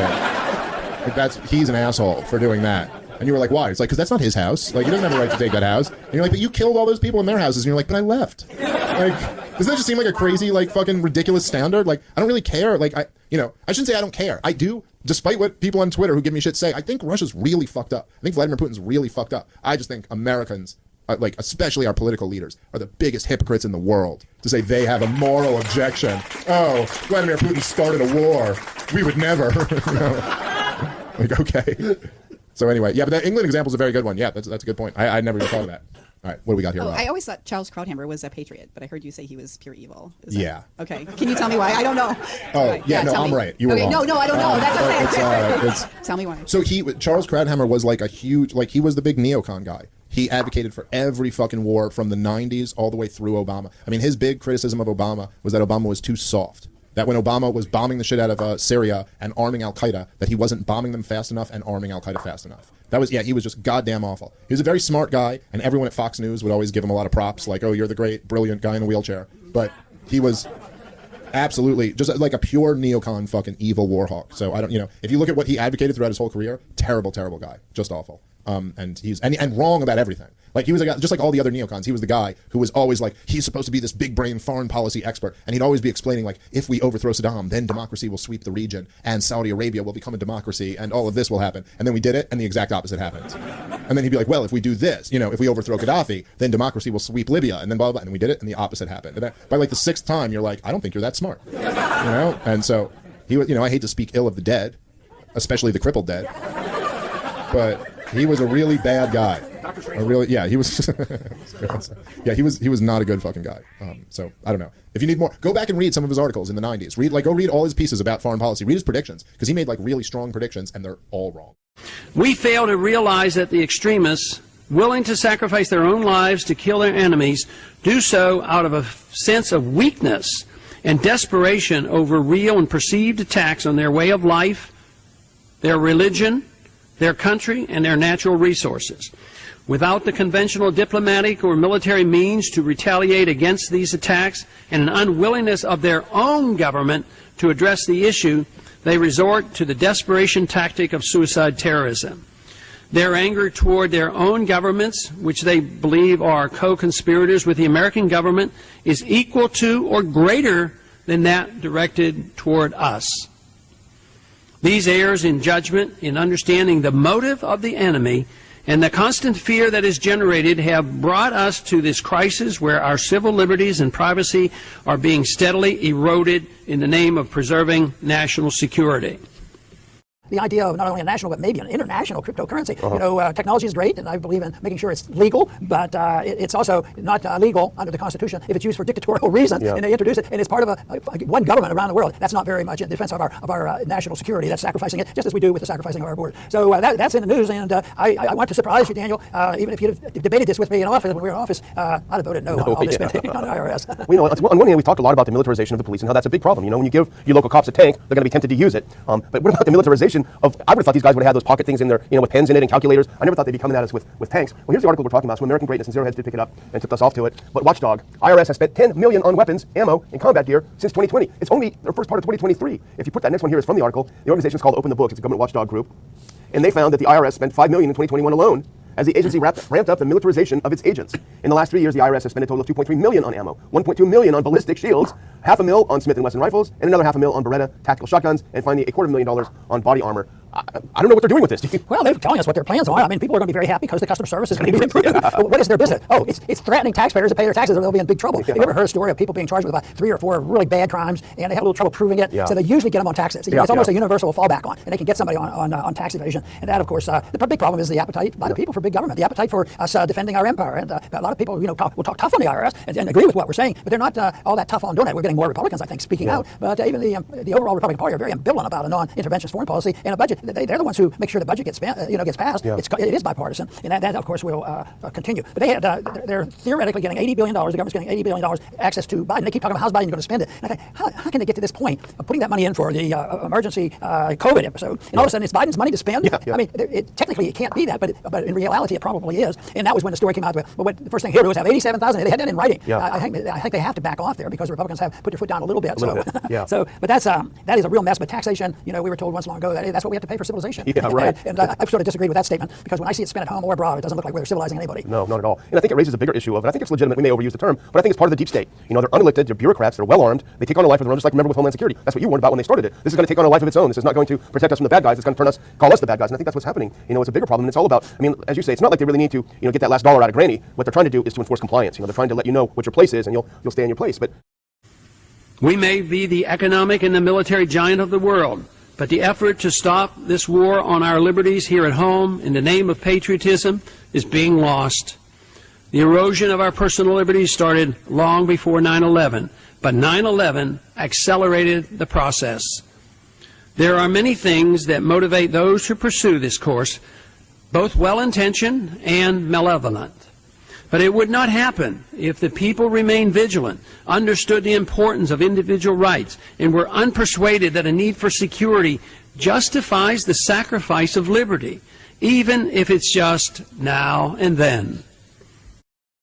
You got to kind of take what's around you and try to make the most of it. If we really care about these beautiful ideas that we hold, then it's kind of incumbent on us to see how we can actually give them some chance of having some degree of application to the real world. And it's interesting because during, say, like the Donald Trump years, or during the early 90s when Pat Buchanan was running for president, I think the attacks on, say, Lew Rockwell and the Mises Institute would have been like, oh my God, they're such far right-wingers. This is a real departure from pure libertarianism or something like that. And yet, you can look at all these other points in history, like, say, during the Vietnam War, where Murray Rothbard was much more sympathetic to the people who were against the Vietnam War, because that was the most important thing at the time. And then, of course, during the George W. Bush years, go back and read some of the pieces Lew Rockwell was writing about how the Nation magazine had much more in common with us than anything coming out of Foreign Affairs or something like that. And it kind of seems more like this is an indication of the red pill, blue pill distinction, that if you understand how evil this regime is, you just have a different outlook on the world. And so in the early 2000s, from, say, 9/11 to 2008, the establishment was very favorable to the neoconservatives. And the New York Times was selling George W. Bush's war in Iraq. And who was the loudest voice against all of them? It was Lew Rockwell. He was the one criticizing all of them the harshest, completely against the regime. And what was the accusation at the time would have been, you sound like a lefty. That would have been what the neocons would have said to him, right? And then, now that we have the rise of woke progressivism and all the insanity of the Obama years and Joe Biden and stuff like that, well, now they're saying, oh, well, you're more sympathetic to these guys. But the point I'm making is that, say, like, Reason magazine never would have been nearly as harsh on the neocons as Lew Rockwell would have been. And Reason magazine also won't be as harsh on woke insanity as Lew Rockwell would be. And so, to me, like, the logical conclusion from that is not that, like, oh, this guy's a kooky right-winger. It's that this guy's willing to oppose the regime when it's its most difficult to do so. And so, when you have that mentality, yeah, you see a guy like RFK Jr., and our immediate thing is like, no, we're the right-wing libertarians. We don't like anyone coming from, like, this democratic perspective. Our attitude is like, whoa, this guy is really saying some important things about the COVID vaccine, about the war in Ukraine, about the unholy alliance of big business and big government. I'd like that message to reach more people. Like, keep going. I had RFK on my show some months ago. He had a book, The Real Anthony Fauci, that he was talking about. And I asked him, well, I'll just say very quickly, watching people's opinion of Fauci evolve over the 3 years was interesting before I get to the RFK thing. Because, for example, quite a number of times I had on the show Martin Kulldorff from Harvard Medical School and Jay Bhattacharya from Stanford, 2 of the 3 signatories of the Great Barrington Declaration. And I would have them on. And at first, the first time I had each of them on, I asked each of them, what's your opinion of Anthony Fauci? And it was still relatively early on. And so they were saying, well, he's a very respected figure. And, it's just, maybe he's bitten off a little more than he can chew and all that. But you give it 3 or 4 appearances on the Tom Woods show, and they're sounding like Dave Smith all of a sudden, the way they talk about Fauci. So that really warmed my heart to see these are very mild-mannered academics. If you've ever seen any of them speak, they are not the bomb-throwing type at all. They're not that way. Well, so I had RFK on, and I asked him, would you describe Fauci as a sinister person? And at first he hesitated and said, well, I don't like to call names and this and that. But then he talked it out, and he basically talked himself into it. By the end, he said, so yes, I would call him sinister. Yes. Now, we know what it takes to be a libertarian. Maybe the non-aggression principle, the things we believe in. You don't have to have any particular opinion about Anthony Fauci. But yet, I still feel a greater kinship with somebody like an RFK Jr., who calls it like it is and says this guy is sinister, than I do with somebody who thinks he's a lifelong public servant who's just doing his best and maybe makes an occasional mistake, but his heart is in the right place. I don't even know how to interact with somebody like that. Yeah, Murray Rothbard always just got this stuff completely right. And if you go back and read his fantastic piece, Do You Hate the State? It really sums all of this up. That it's like, yes, in pure, like, abstract theory, right? Yes, you can believe in the non-aggression principle and also think that, like, Henry Kissinger and Joe Biden and Dick Cheney are all just misguided, and if they just read For a New Liberty more times or ever, then they'd be convinced in something like that, right? Like, there's no technical contradiction in those views. But when applied to the real world, it's just such an insane worldview to have. Because, like, we know what's actually going on here. And actually, in fact, it doesn't make any sense to look at, say, a serial killer and think they're just misguided. That doesn't make any sense. And so it's not that you can't technically be a libertarian and hold these views. It's just that it's ridiculous too. You remember that during the past 2 election cycles, I've done podcast episodes with Lew Rockwell, where we review the presidential debates. And mostly it was GOP primary debates. And so we were talking about Ted Cruz and Rand Paul and Donald Trump and all these people. And every last one of them frustrates us on something. Either bad debater, or they miss an opportunity, or they're terrible on this issue and terrible on that issue. But yet, the fact that we're doing that, whereas I could not bring myself to watch any Democratic debates, that just couldn't bring myself to do it, kind of shows that my sympathies are more with the Republicans than with the Democrats. Yeah, that's true. My sympathies are more with them. Even though, yes, I know, trust me, I've been around a long time. I know all the problems. I know all the ways they're going to stab you in the back. I totally get it. But at least I don't feel like they hate the sight of me. I at least have that going with them. But then I look at some of these, again, I don't even know why I dwell on these people. I mean, there's not a prominent person among them. But the kind of blue-pilled libertarians we've been talking about, some of them actually do look at the Democratic race, and they're really interested in the Democrats the way you and I have at least an interest in the Republicans. And I just feel like you could maybe tease out one or two issues where the Democrats, in spite of themselves, are better than the Republicans. But you've got to really, really tease those out. And the rest of it, as RFK says, is censorship, fear, anti-science, irrationality, and statism, and tyranny, and they're just absolutely awful on every last thing. I can't imagine saying, well, if a libertarian isn't going to win, then the second best thing is whoever the Democrats have nominated. Again, I don't understand that. I don't see how you could put yourself mentally in that space. Right. So I completely agree with that. And I think that just because it makes no sense for a libertarian to almost have this kind of egalitarian view on how awful everybody is, like if they're all awful, that means they all have to be equally awful. Why would it be that the two parties are exactly equally awful? And I think the fact that the entire sliver of decent people in our federal and local governments are like all Republicans or libertarians in some like local cases. But it's not a coincidence that Rand Paul and Thomas Massie, and of course the great Ron Paul when he was in the House, and of course like anyone else who's even somewhat interesting, is always on the Republican side if they're in one of the major two parties. So it doesn't make any sense. But in addition to your point, it was also just what's crazy to me, and I feel this way about so many progressives too, like the type you were saying would maybe be sympathetic to Ron Paul on some issues at least. It's like something has happened to them over the last decade, like over the rise of wokeism and the rise of the Donald Trump movement. It's like that Invasion of the Body Snatchers movie or something. Are you gone? Is your mind gone that you can't at least when you and Lou Rockwell were doing those podcasts about the Republican primary debates in 2016, it was really interesting because Donald Trump was there. Now, I'm not saying you have to agree with Donald Trump or vote for him or like him. I don't feel any of those ways about him. I think he's like a just awful person, and I think he was a very bad president, and he's got a lot of problems. But it was fascinating. There was like a complete revolt against the GOP establishment within the GOP. It was like a very fascinating thing to watch. You were like, well, what does this actually mean? What's happening here? I can't believe someone's saying this. Someone's just on the debate stage saying we were lied into war, and you're all a bunch of crooks and idiots, and why are we even in NATO, and all of these things that are like, well, those are pretty important things to be talking about. And likewise, I felt the same way going back to, say, even Tucker Carlson and RFK. That you talk to these people like Tucker Carlson's terrible because he, I don't know, he said some offensive things or something like that. And for guys like me and you, Tom, I mean, I think like kind of like your political formative years were, I think, during like the first war in Iraq under George H.W. Bush, when you really kind of turned against the Pax Americana as being this like wonderful thing. Yeah. And for me, it was more during George W. Bush's years that were my like really turning against the system. But for us, when we remember kind of that time, the two administrations where the neocons were really in full control. And for people like us, you're like, the 8 p.m. hour at Fox News is saying the CIA killed Kennedy. Is that not interesting to you? Does that not make you kind of want to watch a little bit? Like, whoa, what's going on here? Of that number. Like half of those people just didn't go and do it again. And then if you look at the numbers of people who have gotten like all of the subsequent boosters, the numbers are like very, very low. And if you look at the percentage of people who vaccinated their kids when the CDC started telling them to, I don't have the numbers in front of me, it's like 5% or something like that. It's like crazy, crazy low. And so that is kind of an interesting dynamic that the public is not really buying into this anymore. At least they're not showing that with their actions. But I really was kind of blown away. It takes a lot to make me blown away by how corrupt the media is these days. But the idea that these people who defend democracy or constantly, opine about the threats to democracy, then you have a guy running for president and they just blatantly tell you, we will not allow this guy to make his case to the American people of what he's running on. You're not allowed to hear it because we decided it's wrong. And of course, if you're a journalist, then it's so obvious, right? Like what your job is, if someone makes some claim that's wrong, is that you're supposed to know 10 times more than them about it, and then you're supposed to grill them on that and expose to your viewers that this guy doesn't know what he's talking about. But ultimately, if we believe in democracy, then the viewers are supposed to make the choice, right? Of who they want to vote for. How Orwellian is that? They just go, oh, he said a thing that we all know isn't true, and therefore it's not allowed to be said. Because what? It could be so deadly if you even heard him say it. You might be brainwashed into it, and we all know it's because actually RFK knows 10 times as much about this vaccine and the data than you do, and that you're not going to be able to make him look foolish when he makes these claims. And in fact, many people probably would be persuaded by his arguments. And in a way, it's a self-admission that they know that's true.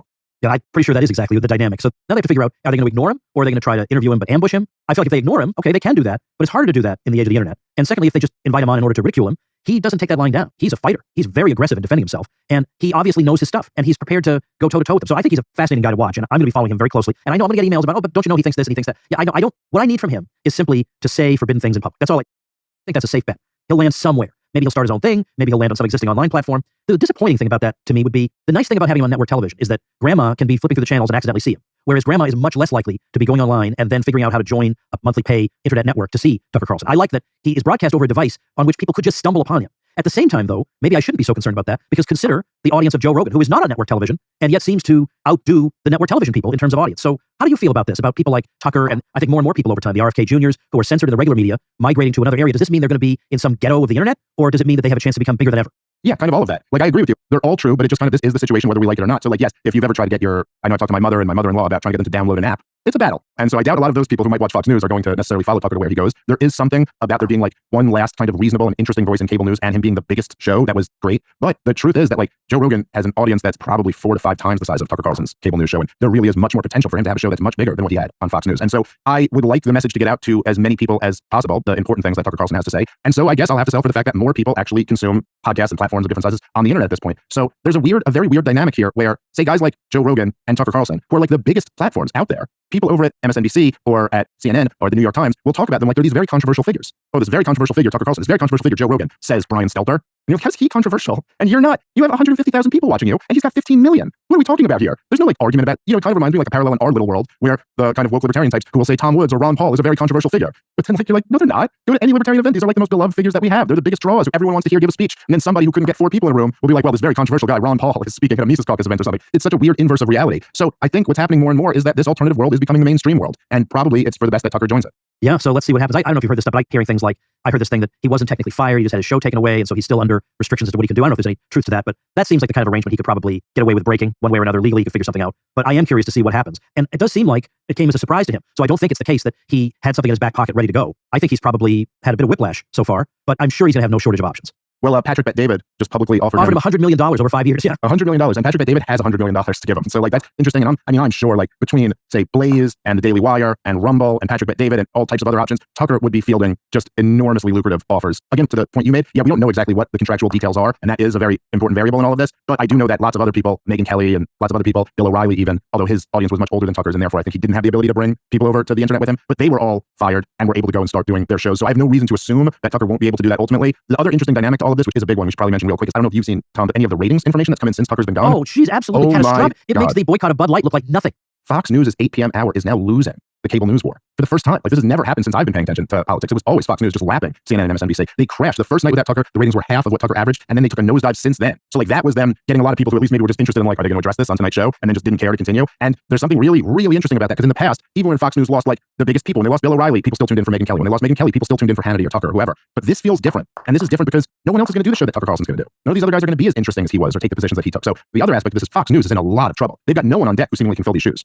Oh yeah, I mean, look, Brian Kilmeade's a nice enough guy, one-on-one, but he's not smart. He doesn't have particularly interesting positions on anything. He's just like the predictable, like, whatever, he'll go with the flow. People like Trump, and okay, he'll more or less like Trump, but he's got nothing interesting to say. Whereas I would always wonder who was writing Tucker's monologues. They were so good, and some people were telling me he wrote them himself. That's incredible. I remember when he was not that good, like 15 years ago or so. He was only okay. And for him go ahead. He woke up. I mean, he really woke up and then kind of saw how evil the whole system is. And yet, look, just to be clear here, the amount of distance between Tucker and say like the Republican establishment, which in other words, the daytime at Fox News, is enormous. It's not like Bernie Sanders and Joe Biden. It's not like, yeah, we basically say all the same things, but I want to take it a step further. Like I want to raise the minimum wage higher than you do, or I want Medicare for all, whereas you just want to expand Obamacare. It's like the difference between Ron Paul and John McCain. Like Mitch McConnell says the number one priority for the United States of America is to support Ukraine to the end. The guy wears a Ukrainian flag pin every day when he goes to the Senate. Tucker Carlson is like, we're supporting a bunch of Nazis that might get us nuked. It's like there is a wide gap between where they are. And so it's not like you're just going to replace this guy with another one like him. It's not going to happen. The true patriot challenges the state when the state embarks on enhancing its power at the expense of the individual. Without a better understanding and a greater determination to rein in the state, the rights of Americans that resulted from the revolutionary break from the British and the writing of the Constitution will disappear.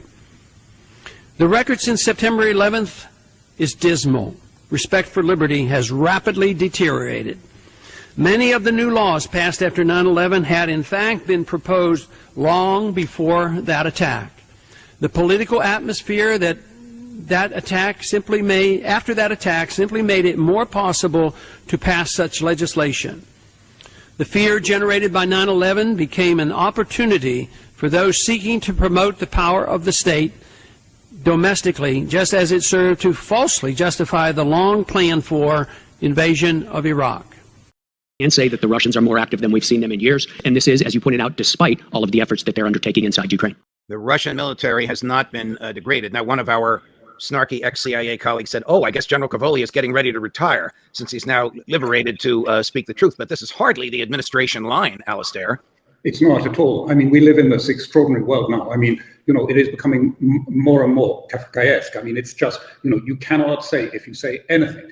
I mean, your own colleague was criticized, I think, by a Republican senator or congressman from Texas because they said he was giving out Russian speaking notes. And Tucker Carlson replied, well, what you're suggesting is that I'm working for a foreign power against the United States, and that is just unacceptable. And I think that's what, we all feel. I was brought up in the old tradition that you are supposed to bring bad news to your political leadership, not regale them with the best you can sort of think of that will lift their spirits. You have to go and say, look, excuse me, Prime Minister, you're wrong. It's going badly wrong for you, and you need to understand that. But I don't think that's done now. The culture went differently some years ago in the intelligence services. I think you're right. And I think General Cavoli, although he equivocated a little bit later on in that testimony, but for the most part has been the exception to the rule. He should be commended. He should be commended. Oh, absolutely. He should be commended, but he won't be, not by this administration. We know that. Alistair, it's always a pleasure. Thank you so much for joining us. Thank you always for your deep thoughts, which are so much appreciated by our audience, not the least of which is I. The war mentality was generated by the Iraq War in combination with the constant drumbeat of fear at home. Al-Qaeda and Osama bin Laden, who is now likely residing in Pakistan, our supposed ally, are ignored as our troops fight and die in Iraq and are made easier targets for the terrorists in their backyard. While our leaders constantly use the mess we created to further justify the erosion of our constitutional rights here at home, we forget about our own borders and support the inexorable move toward global government. Hardly a good plan for America. But today's problems stem from 10 to 15 years of 0% rates and QE. Everybody should remember what that what that was, because that created a decade's worth of malinvestments, crazy investments. Anybody, you just look at our warped economy. Look at what corporations are doing. They're losing money on this woke stuff, and they don't learn from the other ones. Another one will do it, and they'll lose tons of money. I mean, this is not a normal economy. This is all, and who's financing all of this nonsense? So these are all malinvestments, and malinvestments need to be liquidated. And that's what rising rates do. Rising rates puts pressure on all the stuff that was just dreamed up with 0% interest rates. So the problem, obviously, it hurts. We're living in turmoil, but the turmoil was inevitable the moment that they put rates at zero and then kept it there for 10 to 15 years and printed all those trillions of dollars. So the solution is not, start printing again. That'll just make the problems worse. So that's what we're trying to do today, pin the blame where it belongs on QE and 0% interest rates. Very good. People are realizing that the reserve currency of the world is being challenged, and that is a big deal. Every day you hear stories about competition for the dollar as a reserve currency. And also, though, in the bill is the plan that some have for having a worldwide digital currency to measure everything everybody does. That's not going to happen overnight, but just the thought of it and the goal of that, it's already started to a large degree. That will not be good. Liberties are lost under these conditions. Chris? Very good, Dr. Paul. I'll finish. And yes, just because they have crazy ideas like CBDCs does not mean that it is inevitable. They had a crazy idea of vaccine passports, where we were supposed to stay up to date constantly every 6 months or whatever, and then prove that we're up to date. And in order to function in society, they did not get that. So they are not all knowing. They, they're just flawed human beings that have too much power. I'll finish by saying, Dr. Paul, we live with scarce resources, land, labor, capital. These are not unlimited, and none of them are unlimited. And prices are supposed to tell us the truth. They're not supposed to lie to us. We're supposed to have profits and losses. Profits tell you, hey, do more of this. People want this. Make more of these. You're doing good. Losses are the opposite. Stop doing this. Do less of it. Or stop altogether, like the horse and buggy. That we need these signals, the marketplace, to do this. This cannot be centrally planned. Now, when the central planners come in and they rig prices and profits and losses are all messed up, not telling you the truth, all these bad ideas get funded. All these bad ideas now have to compete with all the good ideas. And when that competition heats up, prices get, we get inflation, because all of these ideas are all competing for scarce resources. And ultimately, you get to where we are now, where the Fed has to, we give up. You have to raise interest rates. All the unprofitable stuff is exposed. And all the unprofitable are going to scream and holler that they should be saved, but you just can't do it. In a world with scarce resources, you need honest prices, honest money, honest profits and losses, and then you can have an honest economic prosperity. Sometimes they say, well, let's stop the inflation, and they'll go to the members of Congress and the government and say, well, the prices are going up too high. So give me more money so I can pay the bills. And of course, it's too much money that created the inflation, and that just further dilutes the value of the money. But there are other things going on in this at the state level, which I get pretty excited about, because several states now, and there will be a vote next week in Missouri's House, dealing with this subject, and that is putting an emphasis and permitting, once again, what the Constitution says, that the states can only make gold and silver legal tender. And they deal with this. Several other states have done it, but Missouri's having this very special vote. I think it's fantastic because it's very constitutional, calls attention to it, and also reflects the fact that more and more people are waking up to the fact how important this issue is and how do you solve it. And it doesn't have to be, passing a bill into Congress that abolishes the Fed. I mean, that would be nice, and we're not quite ready, but we are ready for state legislatures to stand up and say, and we have an obligation. It says that only the states can regulate, can only regulate gold and silver as legal tender. That, to me, I think is great, and more will do it. The accelerated attacks on liberty started quickly after 9/11. Within weeks, the Patriot Act was overwhelmingly passed by Congress. Though the final version was unavailable up to a few hours before the vote, no member had sufficient time to read or understand it. Political fear of not doing something, even something harmful, drove the members of Congress to not question the contents and just voted for it. A little less freedom for a little more perceived safety was considered a fair trade-off, and the majority of Americans applauded. And so I kind of doubt this is a false play, but you know, it could be the pretense to build up or to take a shot at Zelensky. Now, this from just before we went on, Dave DeCamp wrote this up for antiwar.com. Russia says the U.S. was behind drone attack on the Kremlin. This is from Dmitry Peskov, again, the Kremlin spokesperson. We know very well that the decision to carry out the actions, such as the terrorist attacks, are not made by Kiev, but rather it is precisely in Washington. He added that often even the targets themselves are not determined by Kiev, but by Washington. And so this is really concerning, Connor, because if this is the actual belief in the Kremlin, whether it's true or not, then they view this as a huge escalation, that Washington would be attacking and targeting directly Putin. Very scary, very disturbing here, Connor. I really hope that, that isn't true and that really isn't the assessment within the Kremlin, but that is what they're putting out. We also have John Kirby denying this. He's the National Security Council spokesman. So, we'll see how this develops. I'm sure that Russia feels like anything Ukraine does is at least somewhat facilitated by the U.S. At the same time, who knows what the level of U.S. involvement here was, or if the U.S. actually knew that this was going to happen. So lots of question marks here. A lot of people could have carried it out, Connor. I suppose it could have been somebody within the Ukraine military without direct orders from Zelensky himself. It could have been, again, a false flag, although I think that's very unlikely. It could have been Zelensky who ordered it. There's even Ukrainian oligarchs who are running around offering money for people to take out Putin. So maybe it could have been some kind of independent actor, although just based on the fact that the drone got anywhere near the Kremlin, that does seem somewhat unlikely to me. All right, next up here, U.S. announces $300 million arms package for Ukraine. The Patriot Act, though, severely eroded the system of checks and balances by giving the government the power to spy on law-abiding citizens without judicial supervision. The several provisions that undermine the liberties of all Americans include sneak and peek searches, a broadened and more vague definition of domestic terrorism, allowing the FBI access to libraries and bookstore records without search warrants or probable cause, easier FBI initiation of wiretaps and searches, as well as roving wiretaps, easier access to information on American citizens' use of the Internet, and easier access to email and financial records of all American citizens. So what do you think, before we get into specific examples that you outline in the various chapters, what do you think is really going on here? Is there a pattern in the way the New York Times gets things wrong? Like, for instance, there was a roundtable hosted by The Atlantic and maybe one other institution at the University of Chicago last year, and it was a panel on misinformation. And a student stood up and said, the problem really seems to be misinformation coming from the media outlets themselves. And what's interesting about the misinformation is that it all seems to go in one direction. It's all pro-government misinformation. It's all misinformation that happens to amplify the regime's narrative over and over and over. You're telling me that's just a coincidence? So likewise with the New York Times, is it that the reporters have an ideological bias? Is it that they like being cozy with the powerful, and so therefore they maybe even subconsciously want to please them? What do you think is going on? I think it's both of those things. I think that there is a bias, a political bias that aligns with the establishment. They share that bias.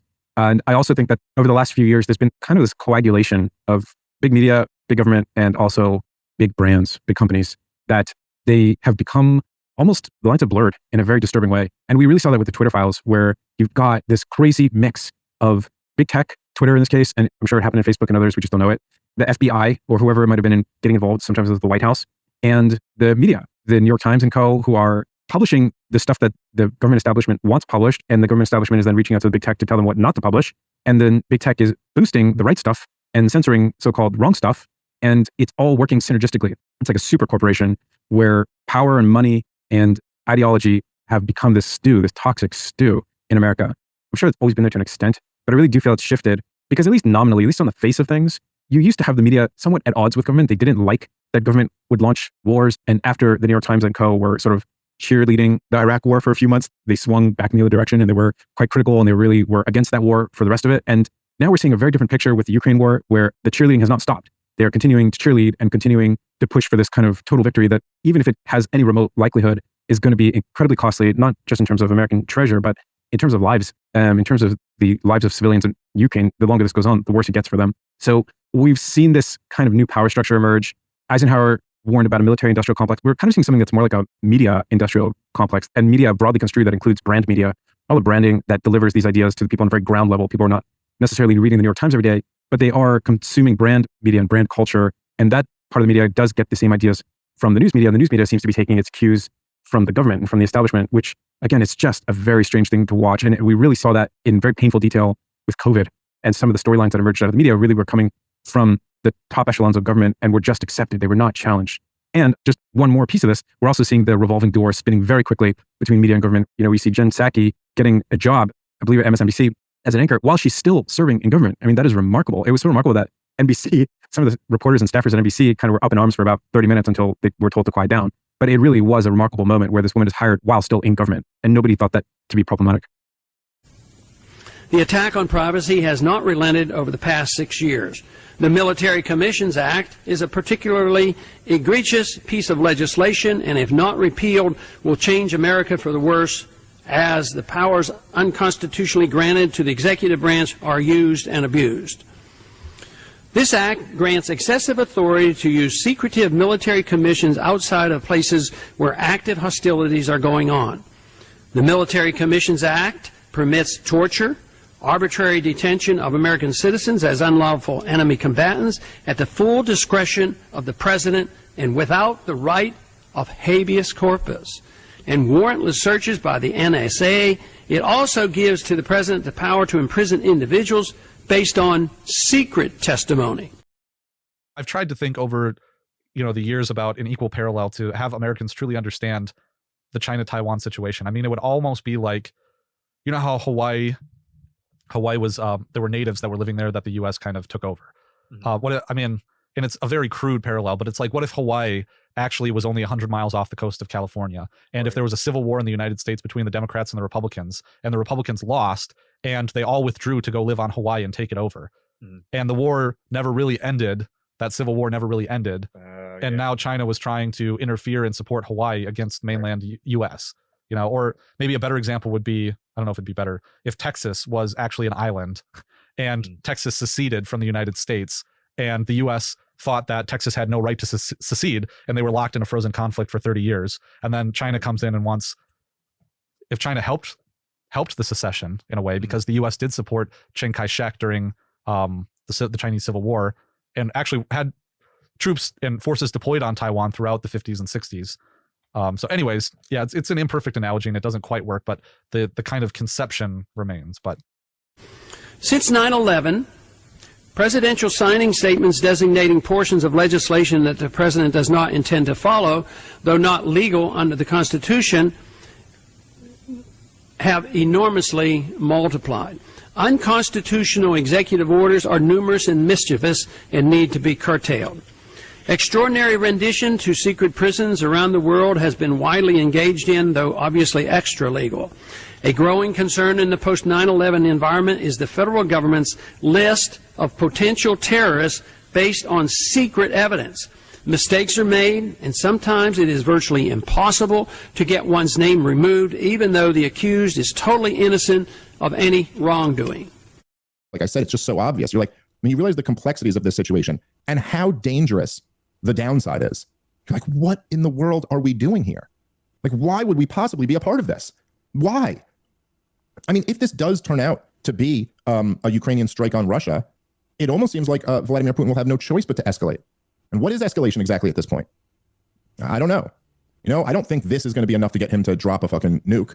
But Jesus, like, we're only like 2 or 3 escalations away from that at most. It's just seems like a dangerous, dangerous game to be playing. So I agree that this is a dangerous game. I agree with everything you said, except I feel like if there wasn't an escalation over Nord Stream, I don't think these sparklers are going to be the thing that Putin goes, you know what, this Ukraine war wasn't enough. We're going for even more. Look, that's a fair point. But on the other hand, this was inside Russia proper. Yeah, what about that bridge that was blown up? Wasn't that in Russia proper too? Yeah, okay. The bridge was, yeah, I guess technically in territory that Russia now claims. Still seems a little bit different than sending missiles at the Kremlin. There's a certain, I get your point. There's no question the Nord Stream pipeline was more of a serious, devastating event.